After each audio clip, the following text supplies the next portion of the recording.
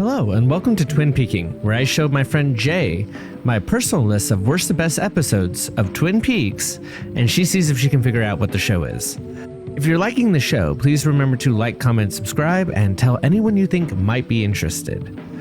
Also, please make sure to go follow my friend Jay at twitch.tv/JanuaryK. That's January K-A-Y. Without further ado, let's get into it. Thank you. Hey Jay, how's it going? Hi Mac, I'm good. How are you? Doing okay. Let me double check that this is the right one that I pulled up.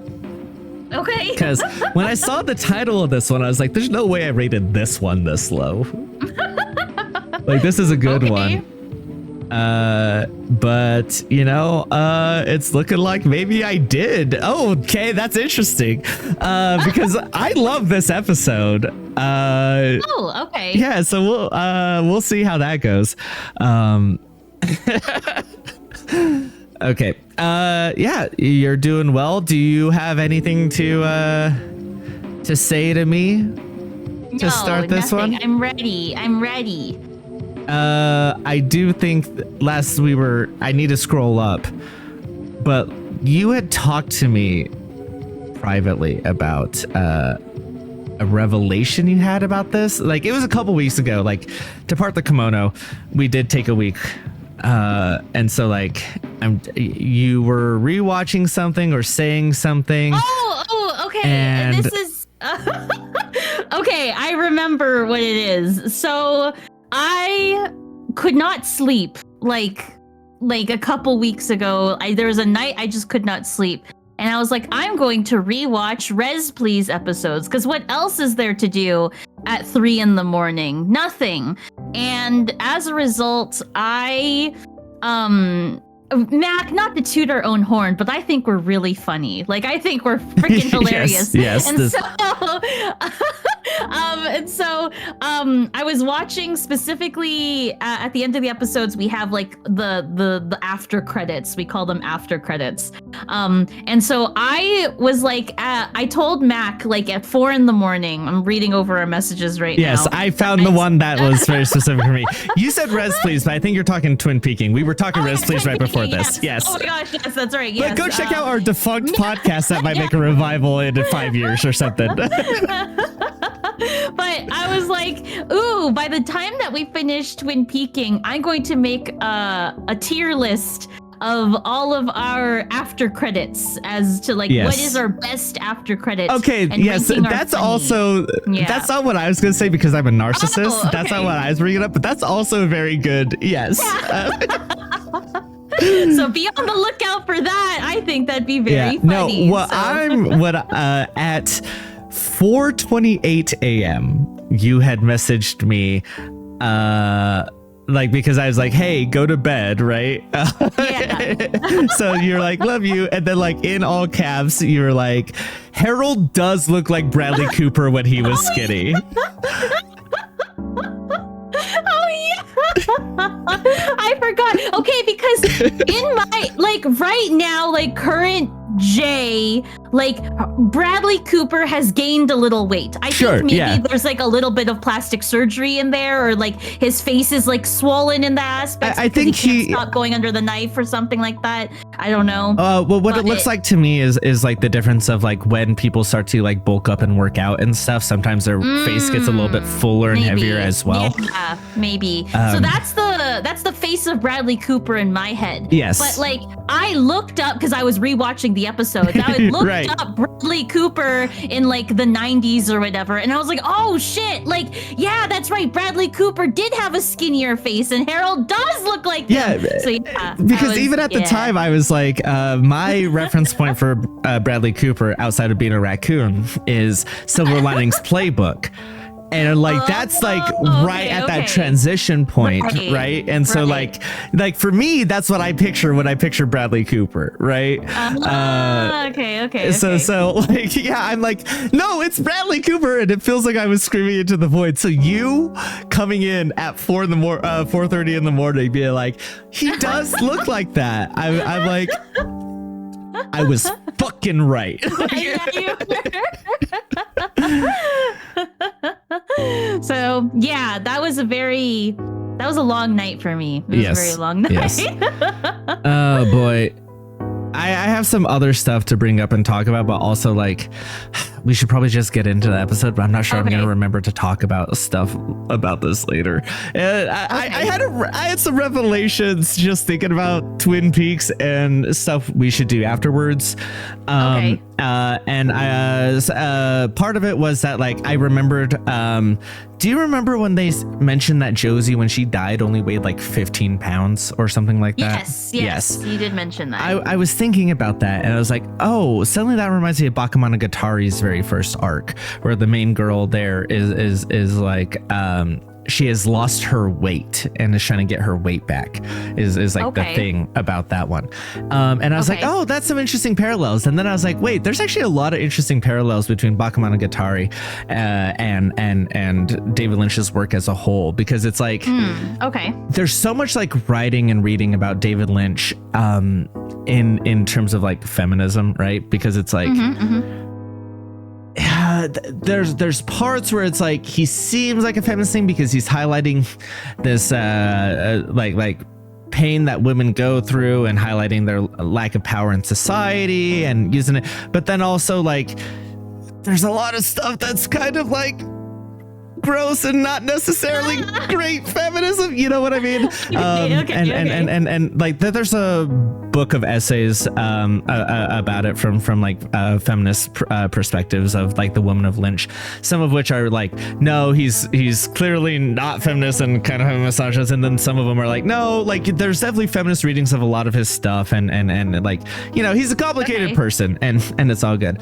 But I was thinking like, there's a lot of that in Bakemonogatari too. Like Bakemonogatari is such a complicated thing for me to love, because it's like a lot of the stories are like about the women in them gaining power to control their own fate and do all of this, and then also it super sexualizes them. If they are a girl, they are sexualized. There's some scenes in there that you're like, ew, that's gross. There's some scenes in there that are worse than I could explain in terms of sexualization of the characters, and you're like, oh my god. And like, yeah, part of it is coming from the perspective of like a teenage boy, but even when he's out of the show, like this used to be the argument is like, well, it's showing his perspective, and I kind of bought into that, and then he was out of the show for a season, and it's still very sexualizing of these girls who, some of them have been through like sexual trauma. It's like so gross. But like they're also gaining control of like their story, and is the women are very like strong characters in there, and so it's like this complicated thing, and like this artistic vision of Bakemonogatari, there's nothing else like it.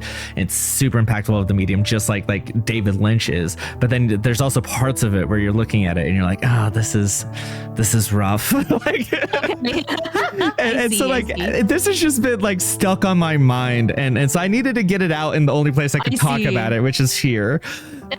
Like, because it's tough. It's tough, you know, like sometimes media is complicated, and like, do you recommend something like that? Do you say like, this is great? Like, I think the good of Twin Peaks obviously outweighs the bad. But like, you know, there's only a few Asian people in here, and then you have one character being Yellowface. So you have, you know, the few Asians that are in here are all evil. I see. Right? I see. So you're like, I don't know about that one, right? Yeah. So, yeah. I see. Okay. You can't really comment because you've never seen Bakemonogatari, right? I've never seen the show. Yeah, I've never seen the show, so I have no idea what you talk about. But okay. Yeah. Okay. It's rough. And on that note, we should get into the episode. Okay. God damn. All right. You good? Yes, I'm ready. Edited by Paul Trejo. Paul Trejo.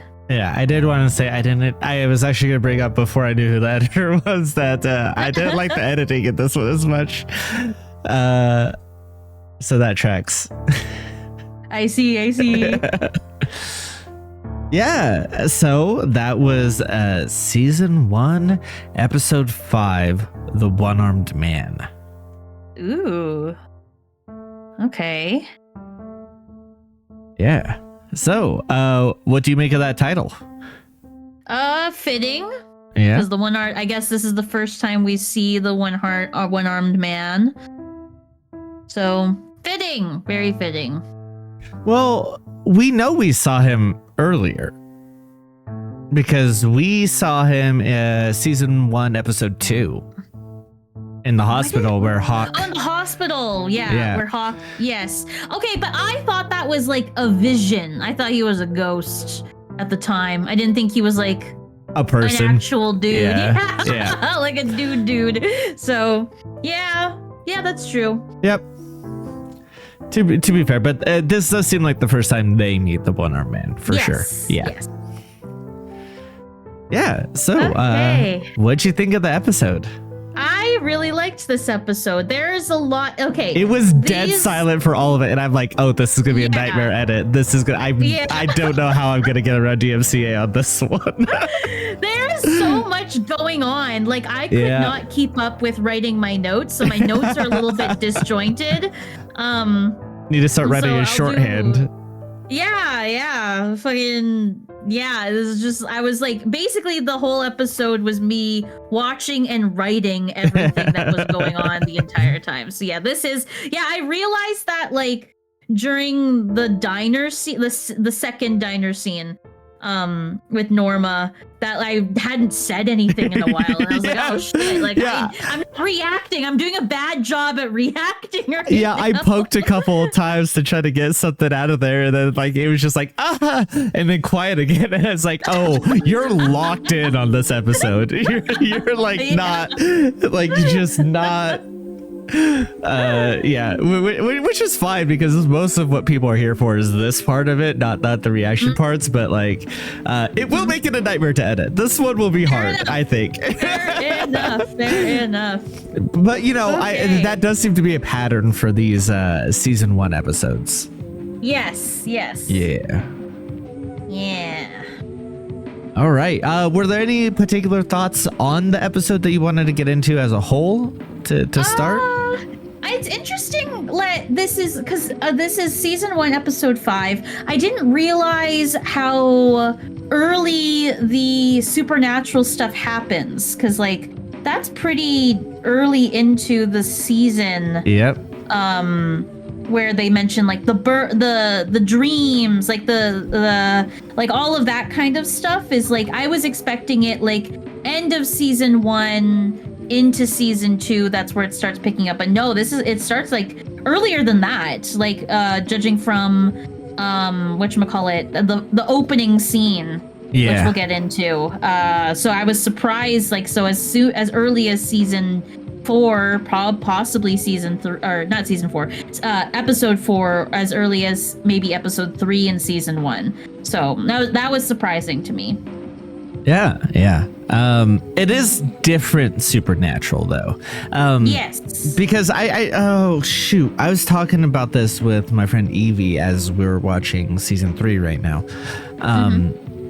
There was something that we related it to, and I'm trying to remember what we related it to, of like the way it handles supernatural in this versus the way it handles it later as like an actual thing of lore versus like just a vibe. Okay. You know what I mean? Like this has a vibe of, ooh, you know, like maybe there's more, maybe there's not to it. What you know now, you definitely read into it as like, oh, this is clearly supernatural. But like the first time through, you'd be like, yeah, kind of, but like it's a taste of it, not like a full-fledged, right?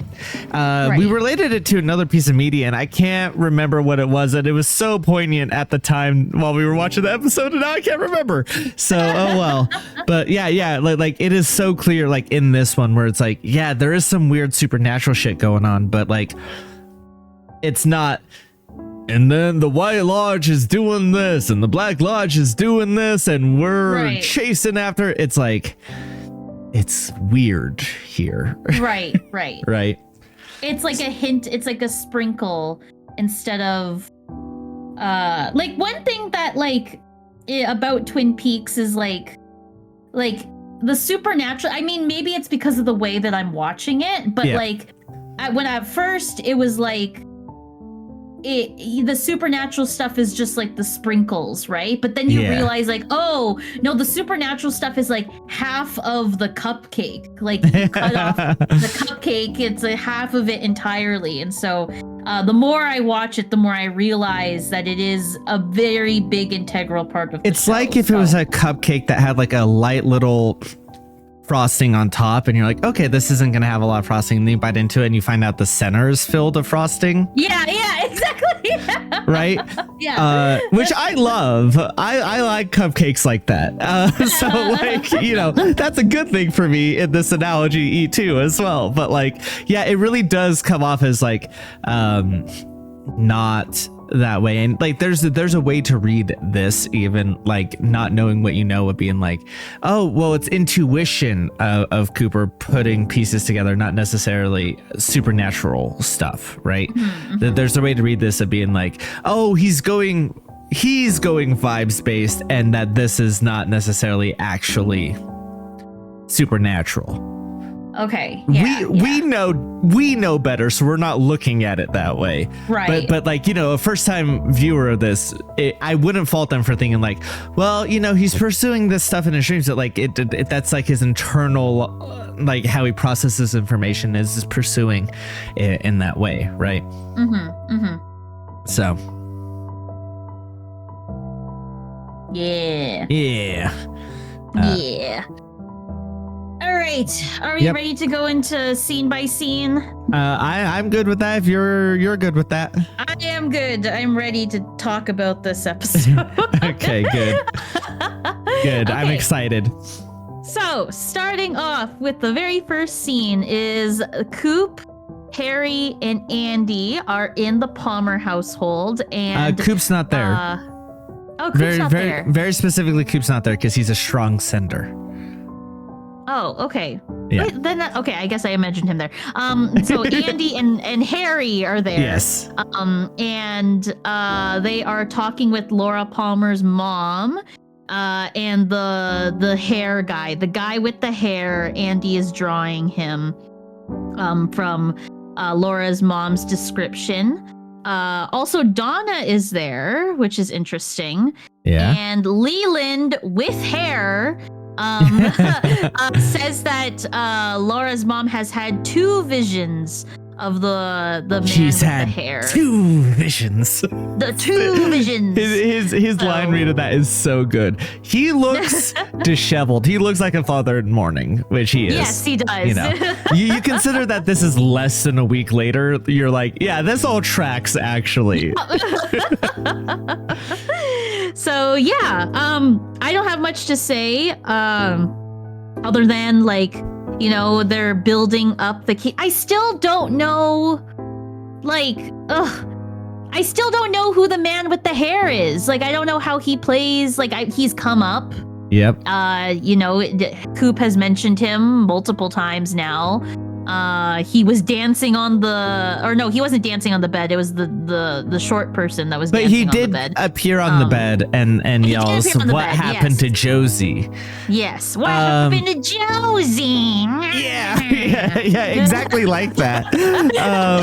And he also, I think in the episode right before this that we saw, they were asking around about, have you seen this man? And Leland was like, I saw him. He was in the house next to me growing up, and he used to throw matches at me.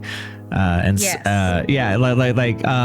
like during that part, Coop was like, so I've seen him, Sarah Palmer's seen him, Maddie has seen him, and I think there was one other person who said that they'd seen him. I'm trying to remember, but so like, you know, there's a few people that have seen him. We also saw that the one-armed man had an odd reaction to seeing his portrait later. Yes, in that But he episode. That's doesn't right. have that reaction here. We'll get to that. We'll get to that. That's a little bit later. But like, yeah. Okay. But yeah, he has popped up a little bit for sure. Yes, but I still don't know who the frick he is. So, I don't have much to say other than, damn, who the frick is this guy? I don't know who he is. So, yeah. The next scene is at the sheriff's office, where Lucy is watching the show An Invitation to Love. which seems like a drama, a Days of Our Lives type show. Very soap opera parody, which you know, in a Yes. way, this itself is, or like you know, like a play on the soap opera. So like it's Yeah. it's fun. It's good. It's good. There's a part on here I want to highlight if you're not going to go past it. Where like I just noticed that Jade is like petting his hair. God, what's his name? I forget in this moment, but I did know it. But like pets this guy's hair. But like after the first time she strokes his hair, like she takes her hands off and looks at it like got grease or something, or like his head's wet or something. It's like so choice. It's so funny, and I've never noticed it. It's so funny. She's like, ew. Yeah.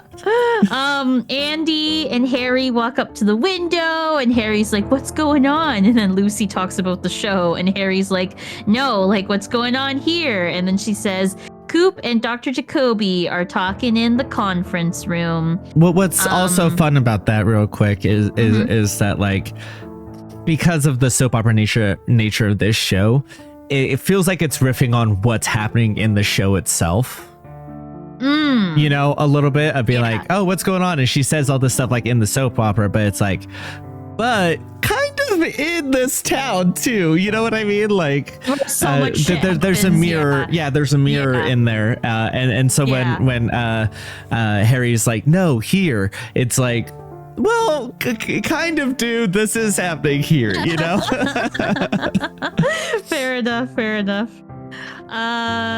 Dr. Jacoby, the more Dr. Jacoby shows up, the more I don't like him. Like in this scene, he's so insufferable in this scene. Yeah. Coop is trying to ask him questions about Laura, and he's giving vague answers or non-answers. And then for some reason, there's a map of Tibet behind Dr. Jacoby. And he talks about Tibet and Well, he Hawaii. talks about Hawaii because he's like, oh, Coop, you like Tibet. I like Hawaii. And like that's supposed to be an indicator of something. I do like Dr. Jacoby as like a murder mystery character. Like he's the perfect level of like insufferable asshole, but like just enough in there to be like, but you could just not, you might not be a red herring. Like, you know, you're just creepy enough. You're just off enough, but like has enough personality and character to like, you know, I would hate this person in real life. I think that would suck. But as a murder mystery character, it's kind of like, okay, like, sure. like this is you're something. Coop goes over information that we know, watching in this order, is that Laura is addicted to cocaine. Laura sought medication from Dr. Jacoby. And then Coop mentions that Laura had sex with 3 men the night that she was murdered. And so that I'm assuming that's why they brought in Dr. Jacoby, asking about it.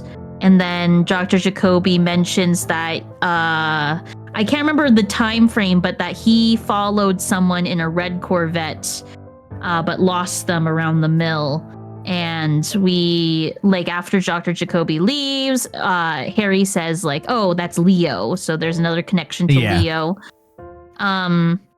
Gordon calls and talks about bird bites on Laura. And how Albert, who I'm assuming has yet to come into the series, like in a physical form, says that Albert's working on the plastic stuff in Laura's stomach. And then Cooper mentions about the dream of the man, because Andy comes in with the picture with the dream of the man, or the picture of the man. Yeah. Just a slight thing that I feel you should know. Okay. They during that call they referenced that Harry has already hit Albert, and Albert's filing a report, so he has been in the show already. Okay. Whatever happened between them has already happened by episode 5. I thought that hadn't happened yet. Okay. No, because he's like when the call first starts, Gordon's like, well, do you want the autopsy or do you want to find out about how Albert's wanting to file an injunction against Harry?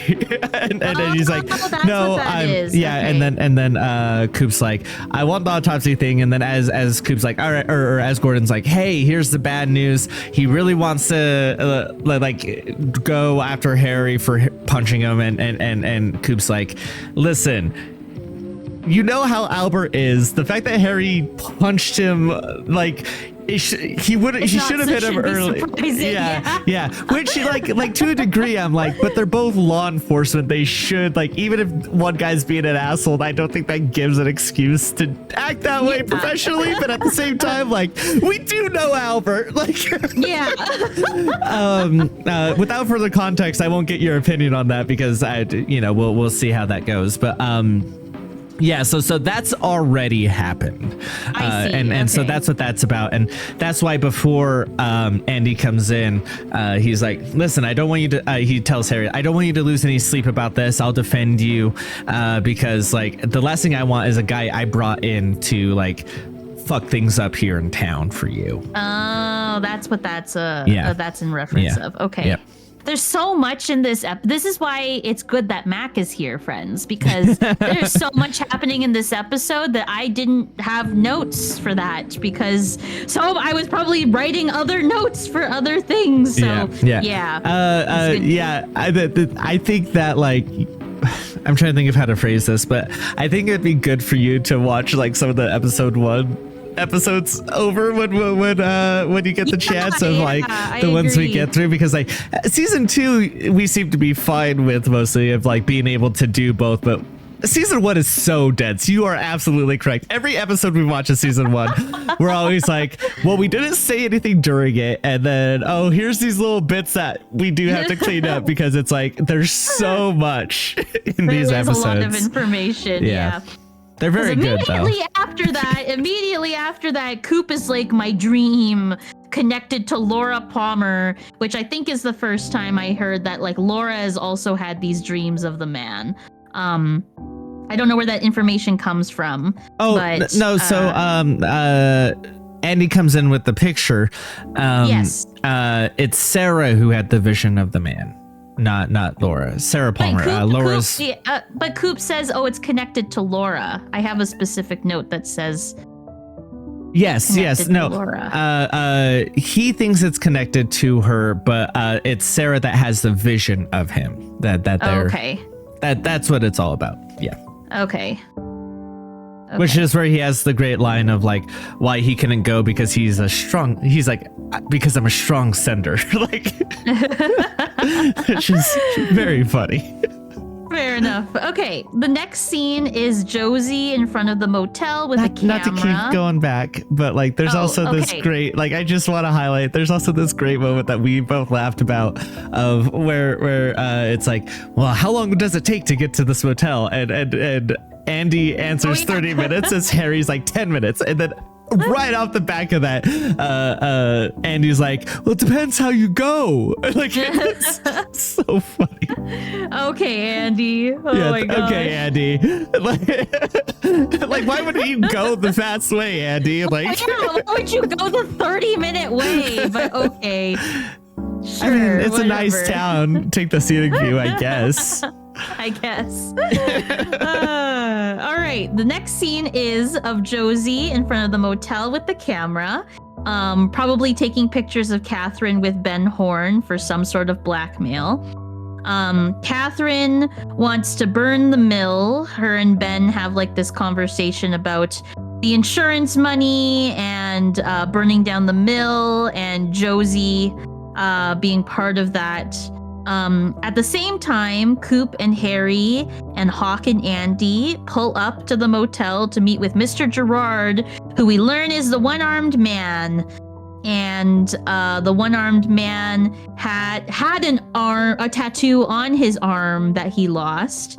And we learned that the tattoo that he had Bob, who is a veterinarian, on his arm. So it's funny that you say that, because a podcast I listened to also heard Bob say that, but the subtitles and definitely what I hear is it says mom on his arm.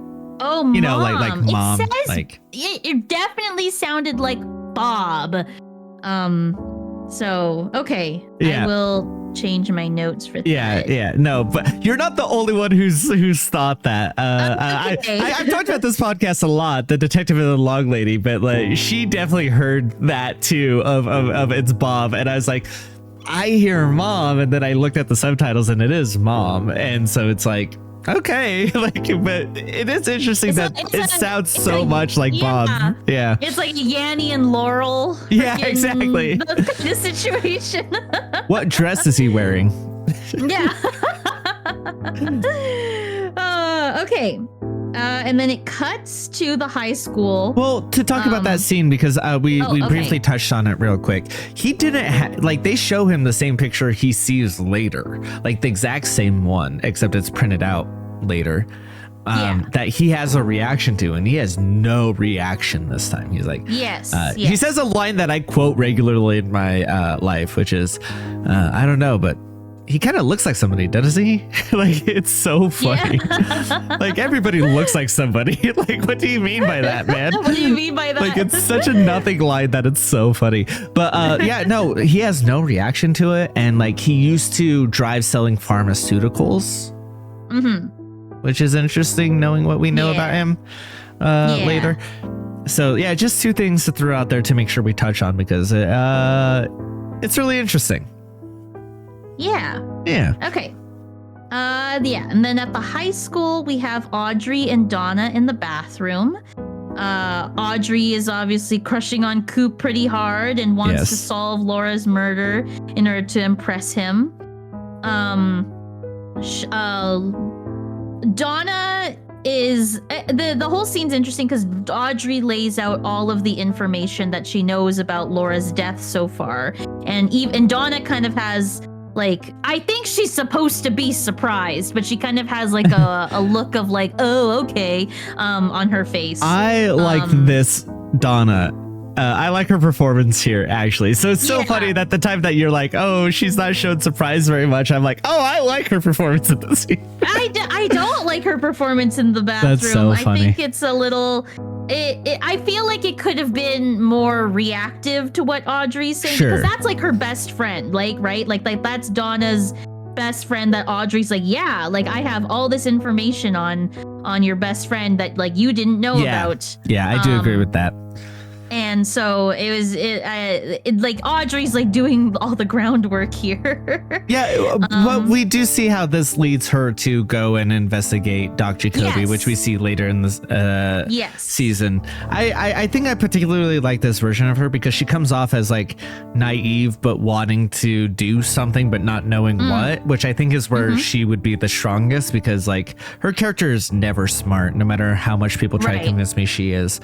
And like her character, like this idea of like she's this naive girl who is now trying to solve this murder of her best friend, but is like, it doesn't have that skill set, I think is a stronger character than what we get in like season 2, where she's really trying to play up to like change that aspect of herself, or like you know, like I think this version of it of her being like caught off guard but then like following the plan that someone else laid out for her kind of works for her. I also really like those two together, but reportedly they didn't get along out of character, and so like is this the first scene you've seen them together in? I think it might be. It's the only other scene that I have seen them together is when they're at the bar putting the letters together. That's right. Yeah, with Shelly. Yeah, with Shelly. That's the only other time. So like seeing those two together, I was like, oh, like they're friends, you know, like they're not friends, but like, oh, like they're like well acquainted, you know. They go to the same school in a small town. Yeah, exactly. But you forget that Audrey is not.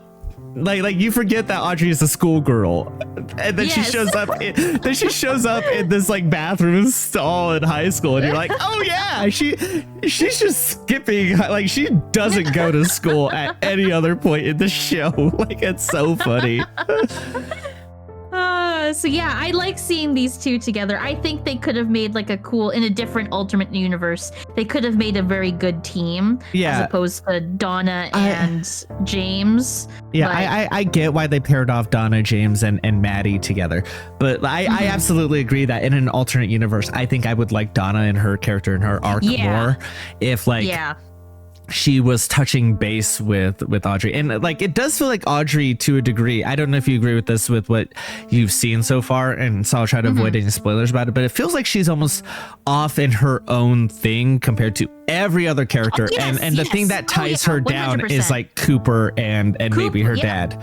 And so it's like it would be nice if she had another tether through Donna of like being connected. And so Donna could go off and do her own thing in her own, but like have them periodically touch base with each other and have a few scenes together would kind of, you know, fix that aspect of it. Yeah, because like everyone like in the show has like their pair, right? Yeah. Like Harry and Coop, obviously, Donna and James, Bobby and Shelley, like everyone has like their counterpart, whereas like Audrey's off like fighting crime by herself. Like she goes and gets herself kidnapped later on in the season because of it. But like everyone, like she's off doing her own thing, which makes her like girl boss. I like her for that. But like it would like even when Audrey was like with Bobby during like some of those episodes in season 2, it didn't feel like Bobby was really there, you know. Like Bobby was there to interact with her, but like all of those scenes, like looking back on them now, those scenes could have been taken out, and I feel like that impact would have been just the same. Bobby is there because that's Ben Horn's plot line, not because it's Audrey's plot line, right? Yeah. And so when you look at it from that perspective, like Harry has Josie as well, right? And you know, like every character has a few different things going on, where that's where the show is the strongest. And like as some of those like connections get cut, that's where it becomes weaker, right? Like Ed and Norma, great example. Like them together is very cute, but then Ed's also has stuff with James and stuff with Nadine, and like as those get less associated with Ed and like how we saw him initially of like mostly Ed and Norma, and then some Nadine thrown in there for comedy, but like as that happens, it's kind of weaker, but like retroactively we've seen his character grow stronger because he's building these connections with these different characters, right? So yeah, it would have been cool. All I'm saying, it would have been cool if these two got together and like, especially since like we see her, Audrey be like you said, a girl boss. Like we see her gaslight her dad later in this episode. And it's so good. And like showing this aspect of her and having her be like somewhat in charge of the other 3 teenagers and sending them on their missions, and then they get caught up in over their heads as well. Like that would add a layer of, you know, depth to all of that. You know. Yes, I agree. And I think I do think that was the intention, right? Because we have this scene, you know, and like I think there's a couple other scenes that you haven't seen yet between the two, but that's like it. And I think that was what it was trying to set up, but then the 2 actresses didn't get on. And so they kind of just had to excise that. But I think that was the initial plan. It feels like that's the initial plan. I see. Yeah.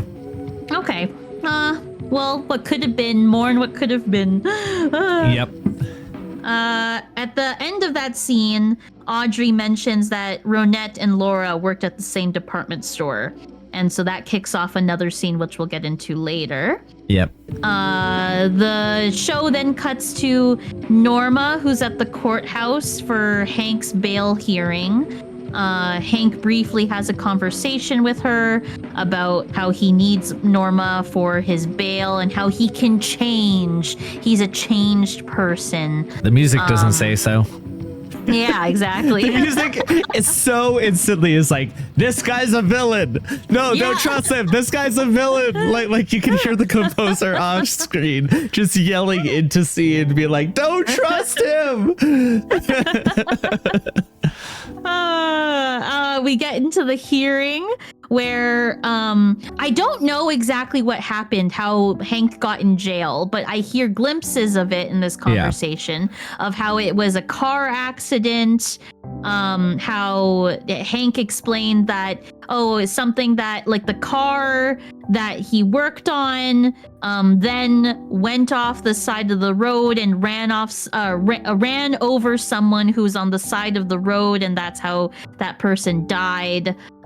Still don't know the details of that. I'm assuming that happens earlier in the show, probably in either episode 3 or episode 4. Or something like that. Not sure. Actually, thinking about it, maybe not. Maybe it's just mentioned. Because...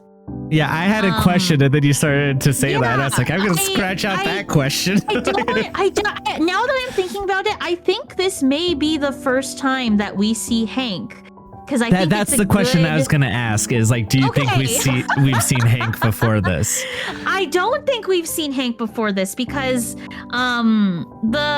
just looking at how Norma reacts to him and the very purposeful shot of the domino, which sets up later for something in a later scene, and all of that, like I do think that this is Hank's first time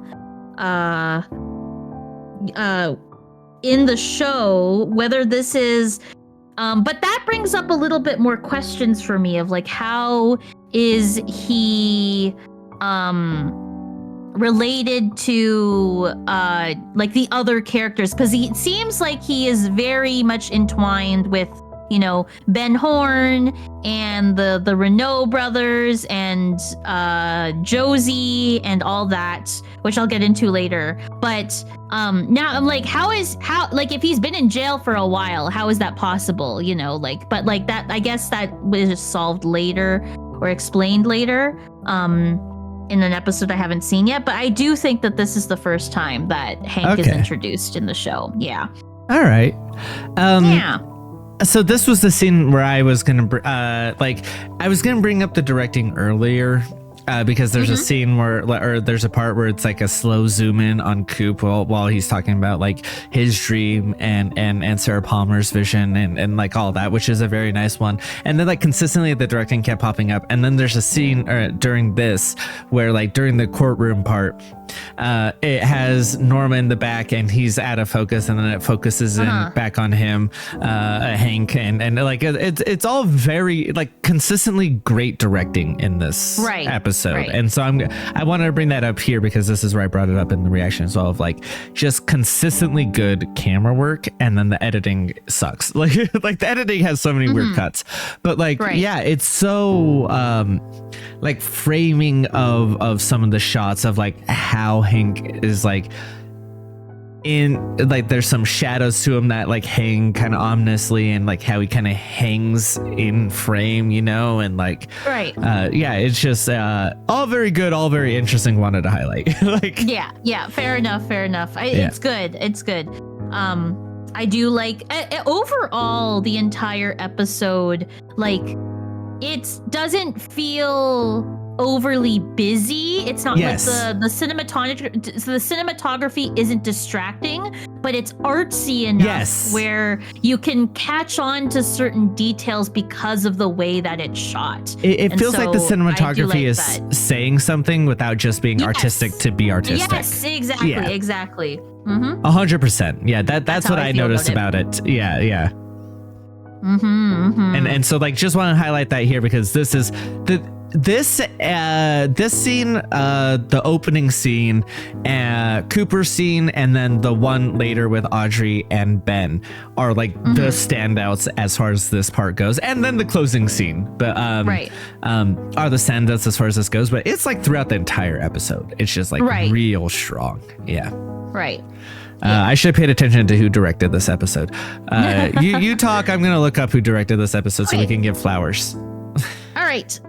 The next scene that is shown is they pull up at a gas station, and then that random NPC character goes, "Hey, Hawk," and Hawk gives him a high five. Yes, that's so funny. That's so funny. I've never noticed that before, and it got me so hard.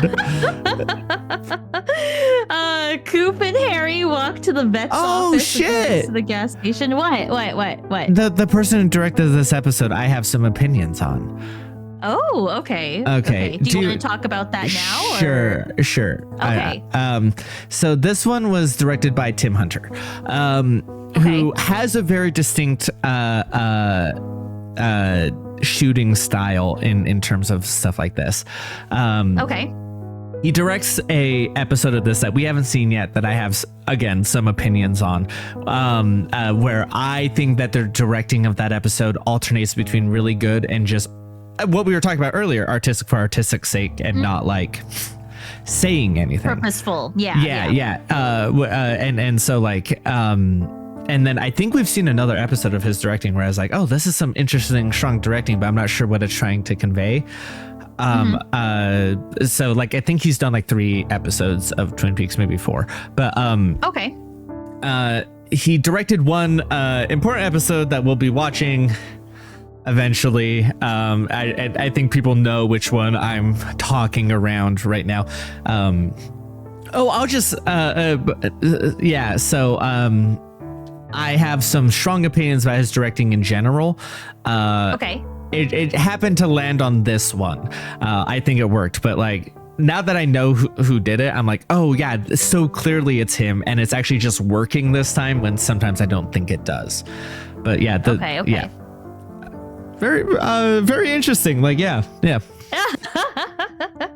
All right. Oh, Okay. I think if I'm not mistaken, he did the penultimate episode of season 2.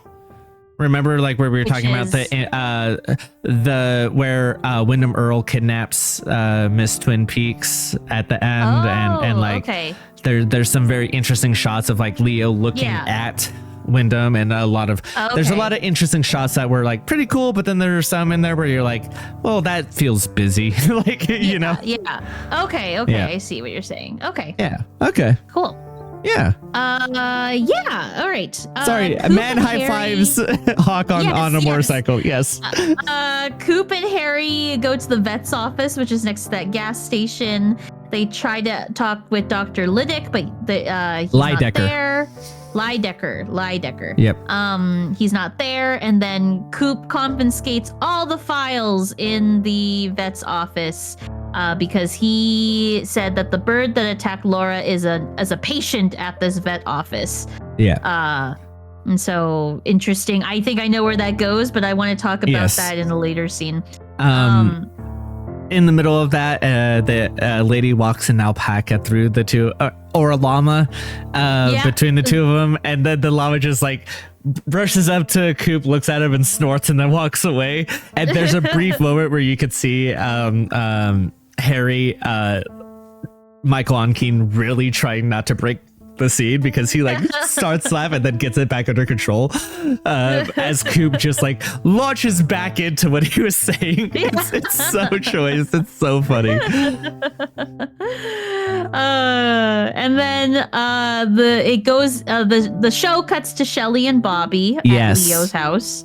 And a lot of gun safety stuff. Oh, we didn't mention the part where Andy's gun went off. Oh yeah, way earlier when they were meeting the one-armed man. That's what I mean. There's so much going on in this freaking. There's so much.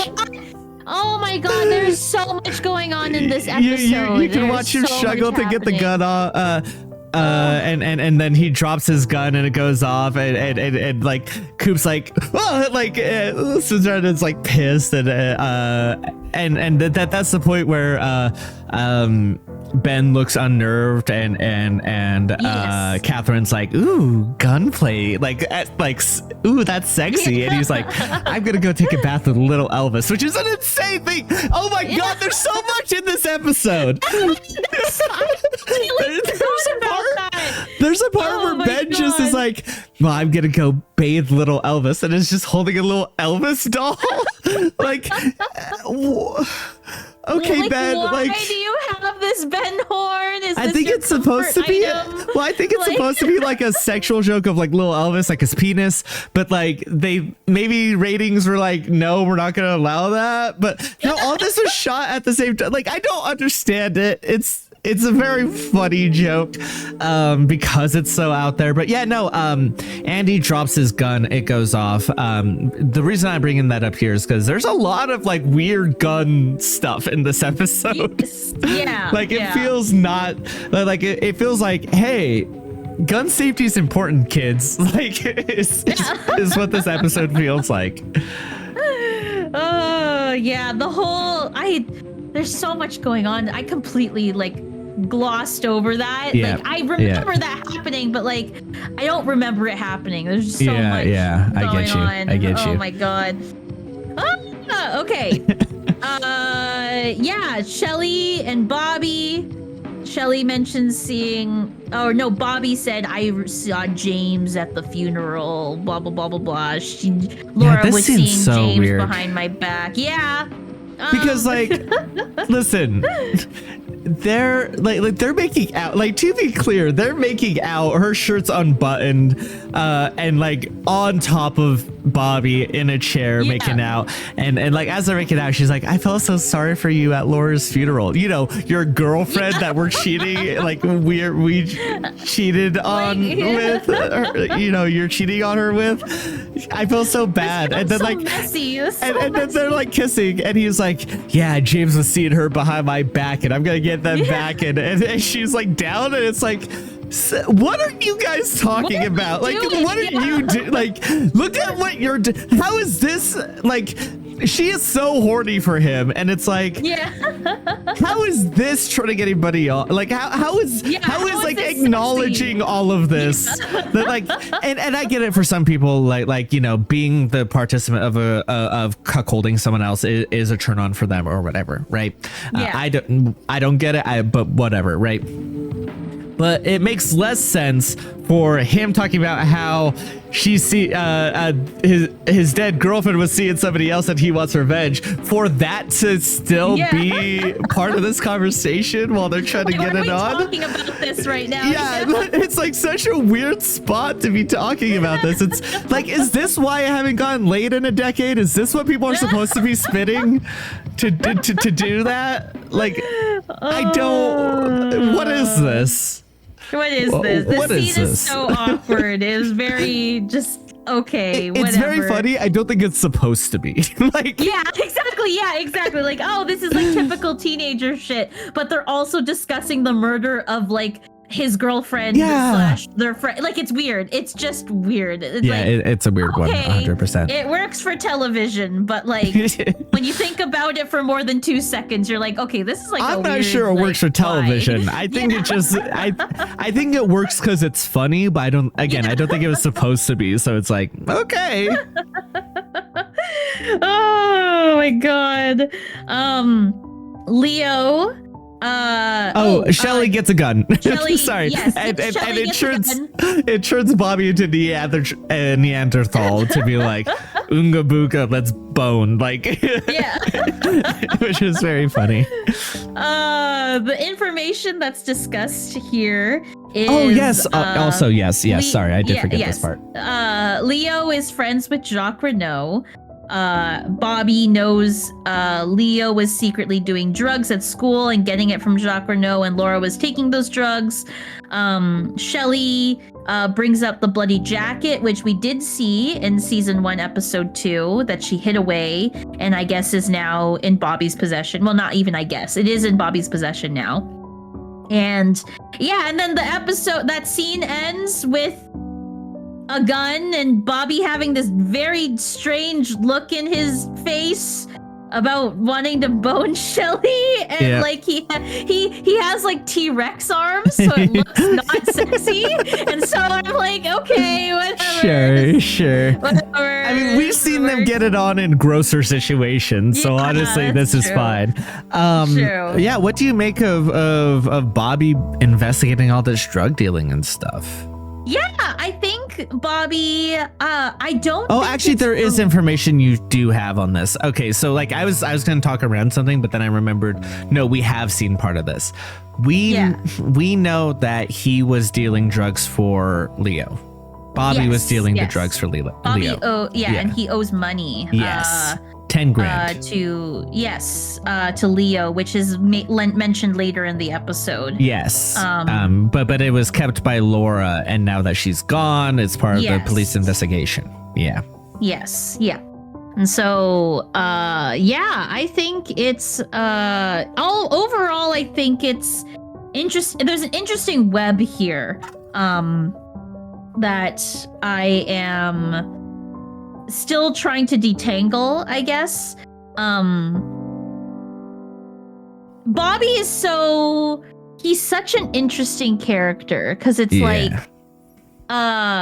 he's like, I owe money to Leo and Leo's gonna kill me, but I'm gonna bone his wife behind his back because I think she's sexy. And if he finds, if Leo found that out, he's extra dead. He's gonna be murked, So that's why, Bobby is a very, I think the character they're supposed to portray with Bobby is he's a very impulsive, doesn't think about very selfish in a way of only thinks about himself and what he wants and what he's gonna get out of the situation. And so Bobby's just it's very evident in all of the actions that he takes, which is why when you ask the question of what do you think of Bobby, trying to find out things about Laura, I don't think it's for Laura. I think it's for himself to get out of the pickle that he's in. Yeah, well, so I couldn't remember if you had them, because I do blend missing pieces in with Fire Walk With Me. So I couldn't remember if you knew that he was dealing drugs, if he was the drug dealer in the school. And so I was, when there was something you said that made me think that okay, I shouldn't say that part because I couldn't remember if you already knew it. And so I was trying to frame it of oh, maybe he's investigating but then I remembered that no, you do have the information about him dealing drugs, so he's not investigating the thing. And so that's what that was me fucking up remembering what you knew. I see. Because watching it again, I know a lot. Watching it this order is really difficult to remember what you know and what you don't. So I'm I always want to feed into whatever your fan fiction theory is, as well as present new potential things that it could be while maybe not being actual, right? Because I need to be careful. If I only give you bad information that leads you down wrong rabbit holes, or I only give you good information, then that weights what I say. So I need to do both, a little bit, and sometimes feed into your delusion, and sometimes be or it could be this other thing that's I need to balance that, right? Right. And so this was me being oh, maybe he's investigating. Maybe this is a positive sign of what we saw earlier. And then I was no, wait, you already know about the drug dealing. Never mind. Yeah. Fair enough. Yeah. I need to be the Joker in this situation. The card Joker. I'm not edgy. I need to be in a deck of being hey, maybe it's helpful, maybe it's not. Fair enough. Yeah. We cut back to the sheriff's office where Harry asks Lucy to look at the files. Yes. Lucy and Andy have a brief interaction where it's very clear that Lucy's We've upset seen with this Andy. a few times now. This isn't in this episode we've seen this a few times, or earlier when we were talking about the invitation to love scene, Andy's why couldn't I stay over last night? And she was whatever, Officer Brennan, move on, and it's what? He seems as caught off guard about this as anybody else. Yes. Going off of that tangent, I do think at this point Lucy is seeing Dick behind Andy. I think Lucy's trying her basically Lucy is trying to be like Shelly and Norma, but she's bad at it, kind of deal. Like I think she is a more like Lucy is like the kind of other end of the spectrum of like she's more like uncomfortable with it. She's like very like she takes it a different way internally versus Shelly and Norma kind of deal. So in that case, I guess I have to ask this question. okay. Because you know that the premise of the show is that each episode's a day. Yes. Something I haven't answered for you on this, and I have left it a little bit deliberately vague. Do you think there's a time jump between season 1 and season 2? Not like obviously a major one, but like right. an amount of time. Because Lucy, when she talks about Dick in the episode we I think just watched or a couple episodes ago, says that she saw him like a couple of months ago. Right.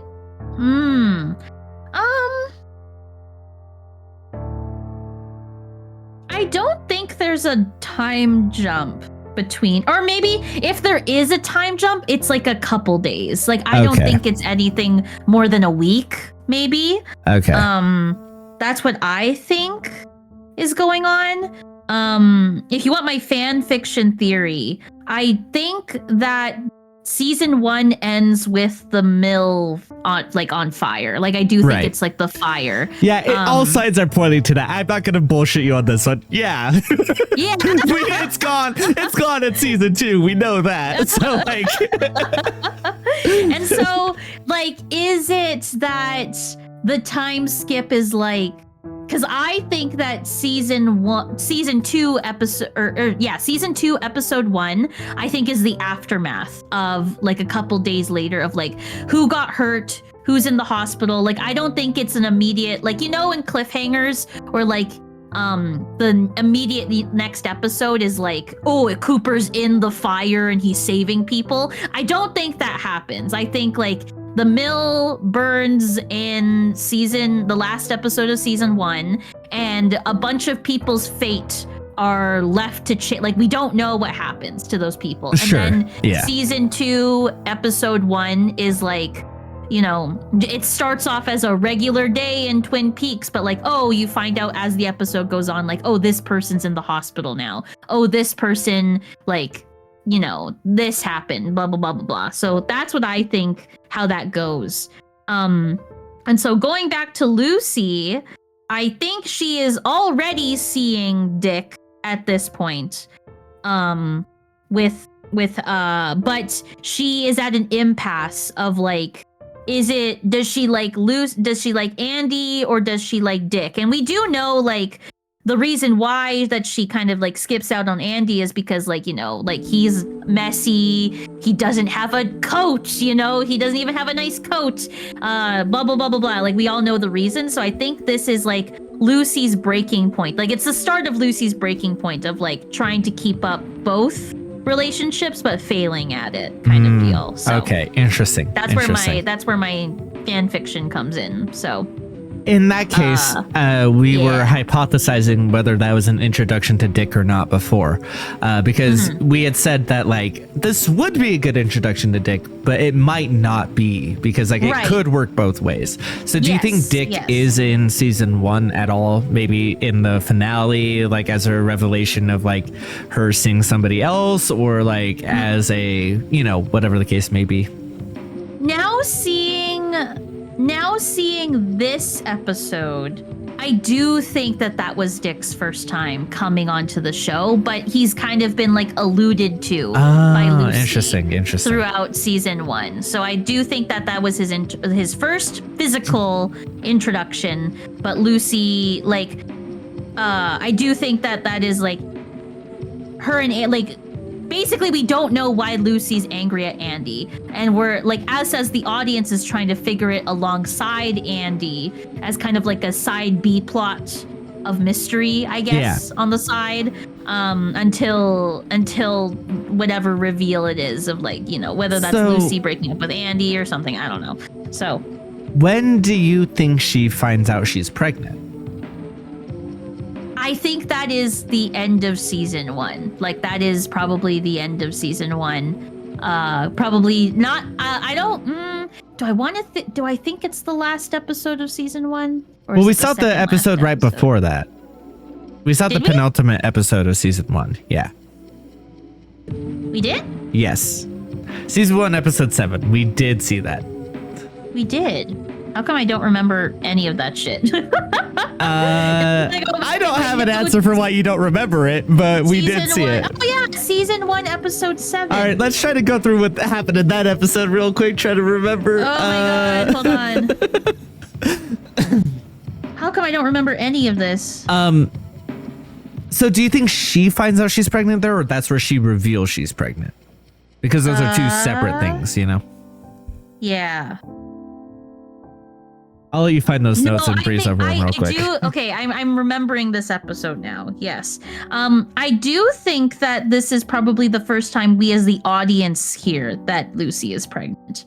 Okay. Like we find out alongside. Is season 1, episode 7 really the last episode of season 1? Second to last episode. Second last. Okay. Yes. That was so the there's main one more issue I episode had with after it, this. is that it's like, it's a lot of like pressure building up, but like it doesn't fulfill itself because the next episode's the season finale. I see. Yeah.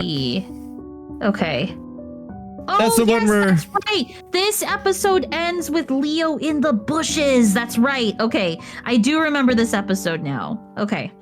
Well, it ends with Jacoby in the bushes and someone else watching you. We don't know it's Leo.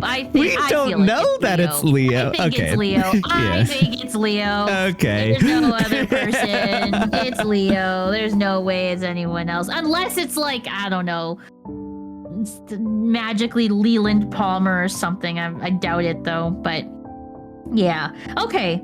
I do think that It'd be is wild. the first time we hear. What's the explanation for why it'd be Leland? Like, that's so wild. I don't know. He's just insane right now. He's in the bushes. Yeah. He's in the bush. When does he go insane? He starts going insane in season 2. That's where he starts going insane. I'd argue he's always insane, but you haven't really seen that yet. Fair enough. Because we see him in one shot of this and he gives like, oh, I'm off my rocker right now because my daughter just died.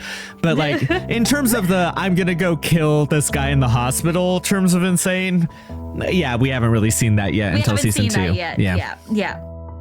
No, there was that one scene where like he watches as Maddie leaves and he's just sitting in the dark and looks over and sees her leave and follow her out, or like watches her leave. But besides that, like, no. Not crazy yet. Not crazy just yet. So yeah, that's what I think about with Lucy. I love Lucy, but like, she's so Lucy. I don't know how else to describe her. She's very. That's how I feel about Andy. 100% too. But both of them are kind of like, I love you guys, and if anything happened, I would riot. But also, come on, like, you know what I mean? It's both things. Fair enough. That scene is followed up with Andy needing. We didn't actually talk about what that scene was, because we were just I cut in to be like, well, you know, they've already been arguing since Invitation to Love. We didn't even talk about what you said that scene. What after that scene? We didn't talk about that scene. We just skipped over it. So yeah, Andy needs practice with a gun. Yep. So Coop and Harry invite him into the gun range in the basement of the sheriff's office. Hawk is perfect as always. He's good with handling his gun. Andy is not.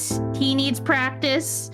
It's very funny. The shot that they use for him shooting is so funny. It's so good. It's like, he looks terrified. Like, that man should not be having a gun. Like, no. They should not be giving Andy a gun at all with that. At best, a taser, and even then, I'm not sure. Like, exactly.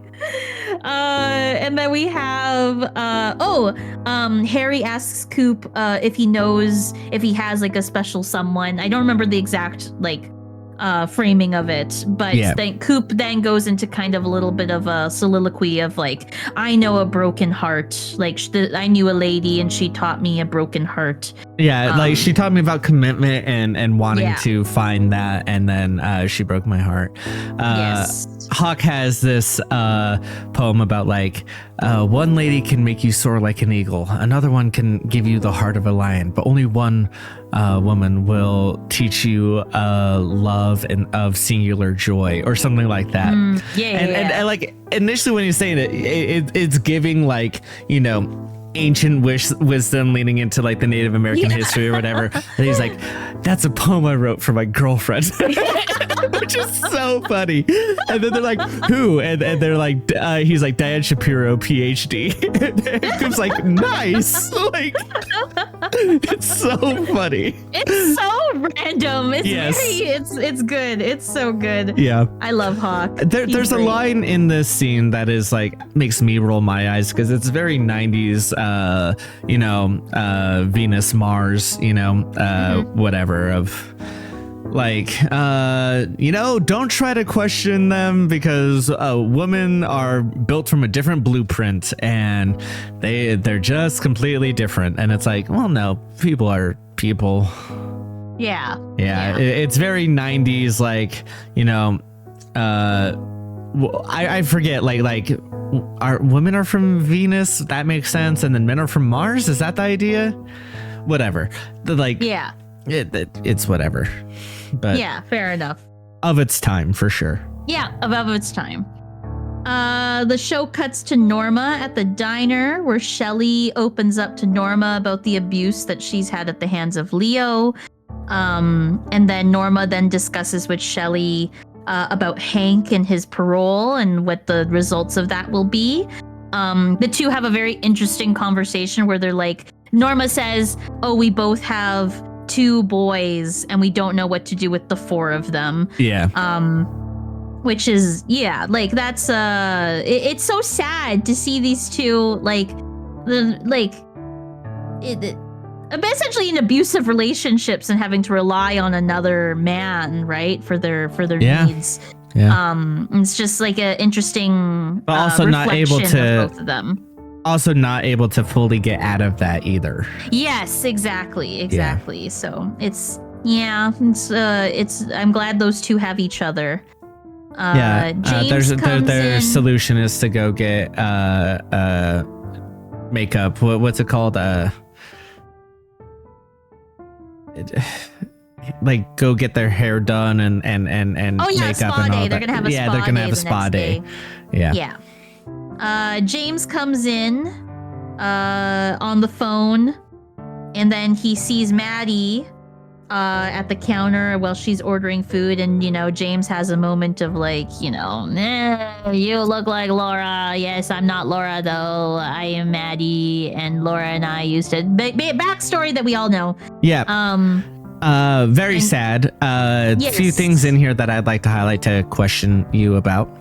Okay. Okay, first of all, very sad now in retrospect, knowing what happens to her being here. Yep. But yeah, at least in the same way you got that emotion last time with Leland, like holding her and then knowing that she's gonna die later, in a couple episodes ago, I got that with this scene of like her introduction to James, this guy that we know she's gonna have a little bit of a thing with, is like, you look like my dead girlfriend. Yes. Yeah. is the introduction. Yeah. And knowing what happens to her and that, you know, we're It's approaching the end of sad. her life. Yeah, it is very sad. It's like, yikes. But she says something Yeah. interesting here. She hasn't seen Laura in a long time. Yes. Your working theory so far is that she is somehow at least tangentially involved in Laura's death, and that's why she gets got. Yes, I change my theory on that because from what I know now of like how Leland, my working theory is that Leland killed her. And I think that's because she looks like Laura. Like, I think that is like her arc. And I think that's really sad. I'm not a big fan fan of that, but it frames her more of a tragic character and is again a victim of Laura, even though Laura is dead. Like that whole scene of Donna, I can't remember what episode it was, but like Donna, I think it was the last one we watched. Yeah. Where Donna says to Laura's grave, like, you're dead, but we're still trying to solve your problems. Like, is so true with Maddie. Like, Maddie tries to help with, the solving of Laura's death, but I do think that she dies because she looks like Laura. Like, Leland goes crazy and is like, something happens and then Leland kills Maddie. Like, it's just like, it's just sad. It's a very tragic character. Yeah. And so you think she's unrelated? I do think she's unrelated to Laura's death now. Okay. Yes.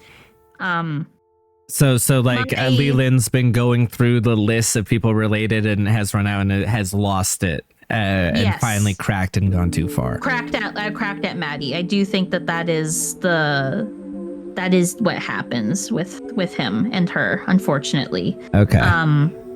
My working theory right now is that the person that killed Laura, like the ultimate person that killed Laura that pulled the trigger, I do think is Leo. I do think that it was him that was I know I waffled back and forth of there was like Jacques Renault, Dr. Jacoby. Right. From Missing Pieces, I was like, it's Teresa Palmer, but Teresa Banks, but yes. Oh yeah, Teresa Banks, not Palmer. Yes. Yeah. Where is she? I was actually just about to ask you about that. We're starting to fill in the gaps of season 1. Where's she right now? Yeah. So I don't think Teresa Palmer is involved in Laura's death, but I do think that she it's a cycle of people, right? Like, I think the person that at first got her into that situation is Bobby, because Bobby, I think, and her do drugs together, right? And so by that sequence of events, like, the next person that is involved is the Renault brothers with like the alcohol and the drugs, right? Yeah. And then from that, from there, she starts working at the One-Eyed Jacks as a girl who works there alongside Ronette. And from there, it's the Renault brothers, and by that extension, Ben Horn, because he owns the place. And by that extension, it's Hank and him, and I do think it's like a multitude of people that are involved in her death. But I do think the person that pulled the trigger is Leo. I think that is him. Like, he is the one that ultimately did the dot, Yeah. And so in that case, how do you couple that with the narrative idea of him being largely comatose or brain damaged through season 2? Yeah, narratively, how would that work? Like I said, I don't like that. I really am not a big fan of Leo being comatose for most of season 2, because one, it makes me feel icky, right? Like, the way that the show frames it is very Leo kind of deserves what he's getting to him, but he's comatose. But at the same time, if he is the one that killed Laura, it's weird that he has that redemption arc-ish at the end of season 2, right? With him letting the general go. How would he still be around after Leland has left the show, if that's the case, narratively, yes, right? Yes, exactly. Yeah. So I can't quite put my finger as to I'm not a big fan of if he is the person that killed Laura. And there is an episode that we watched where I can't remember who says it, but someone says oh, we can't charge Leo because of his mental state. Well, so they were considering charging Leo. Yes. And they're like, the judge was like, well, are they looking for a lynching or are they looking like what's the temperature in town? Are they looking to get, or are you guys gonna like, what do you guys think? And both Harry and specifically Cooper says, I don't think it's Leo. I think we have the wrong guy, and so I don't want to charge him. And the guy, the judge is like, well, all right, well, if you don't think it's him, then we're going to say that he's too incompetent to stand trial. Yeah. It was the idea there. And I get where Cooper's coming from with that, but like, I haven't seen anything else to suggest otherwise that it's not Leo, you know? Yeah, no, 100%. I don't think it's the Renault brothers are definitely like scum, right? Like, right. You know, they bring all these girls to this house across the border and like pimp them out essentially, right? And like, they sell drugs to high school students, but like, I don't think they're murderers. Like, maybe they're murderers. We do see them. Yeah, we do see them murder actually, but they murder for business. They don't murder for like whatever this is. Yeah, exactly. I think Laura's death, like, it doesn't fit in my head narratively that it's the Renault brothers. It doesn't fit. Like there's like, it almost fits, but then like some part of me says like, it seems a little too clean that it's Laura, you know? If it's the Renault brothers, if it's Leo, it's a bit more messy, and that's why I feel it fits better because of that, you know? So yeah. That's how I feel right now. I don't know what else to think about it. We still have a lot of scenes to go through, but sorry. Yes, 100%. Yeah. I'm gonna skip to the next scene, which is the Audrey scene. Audrey and her dad. And so another Ben dead is on the scene. God, we're never gonna finish. Because this scene's great. On the phone. What? Sorry, what? Because this scene is great.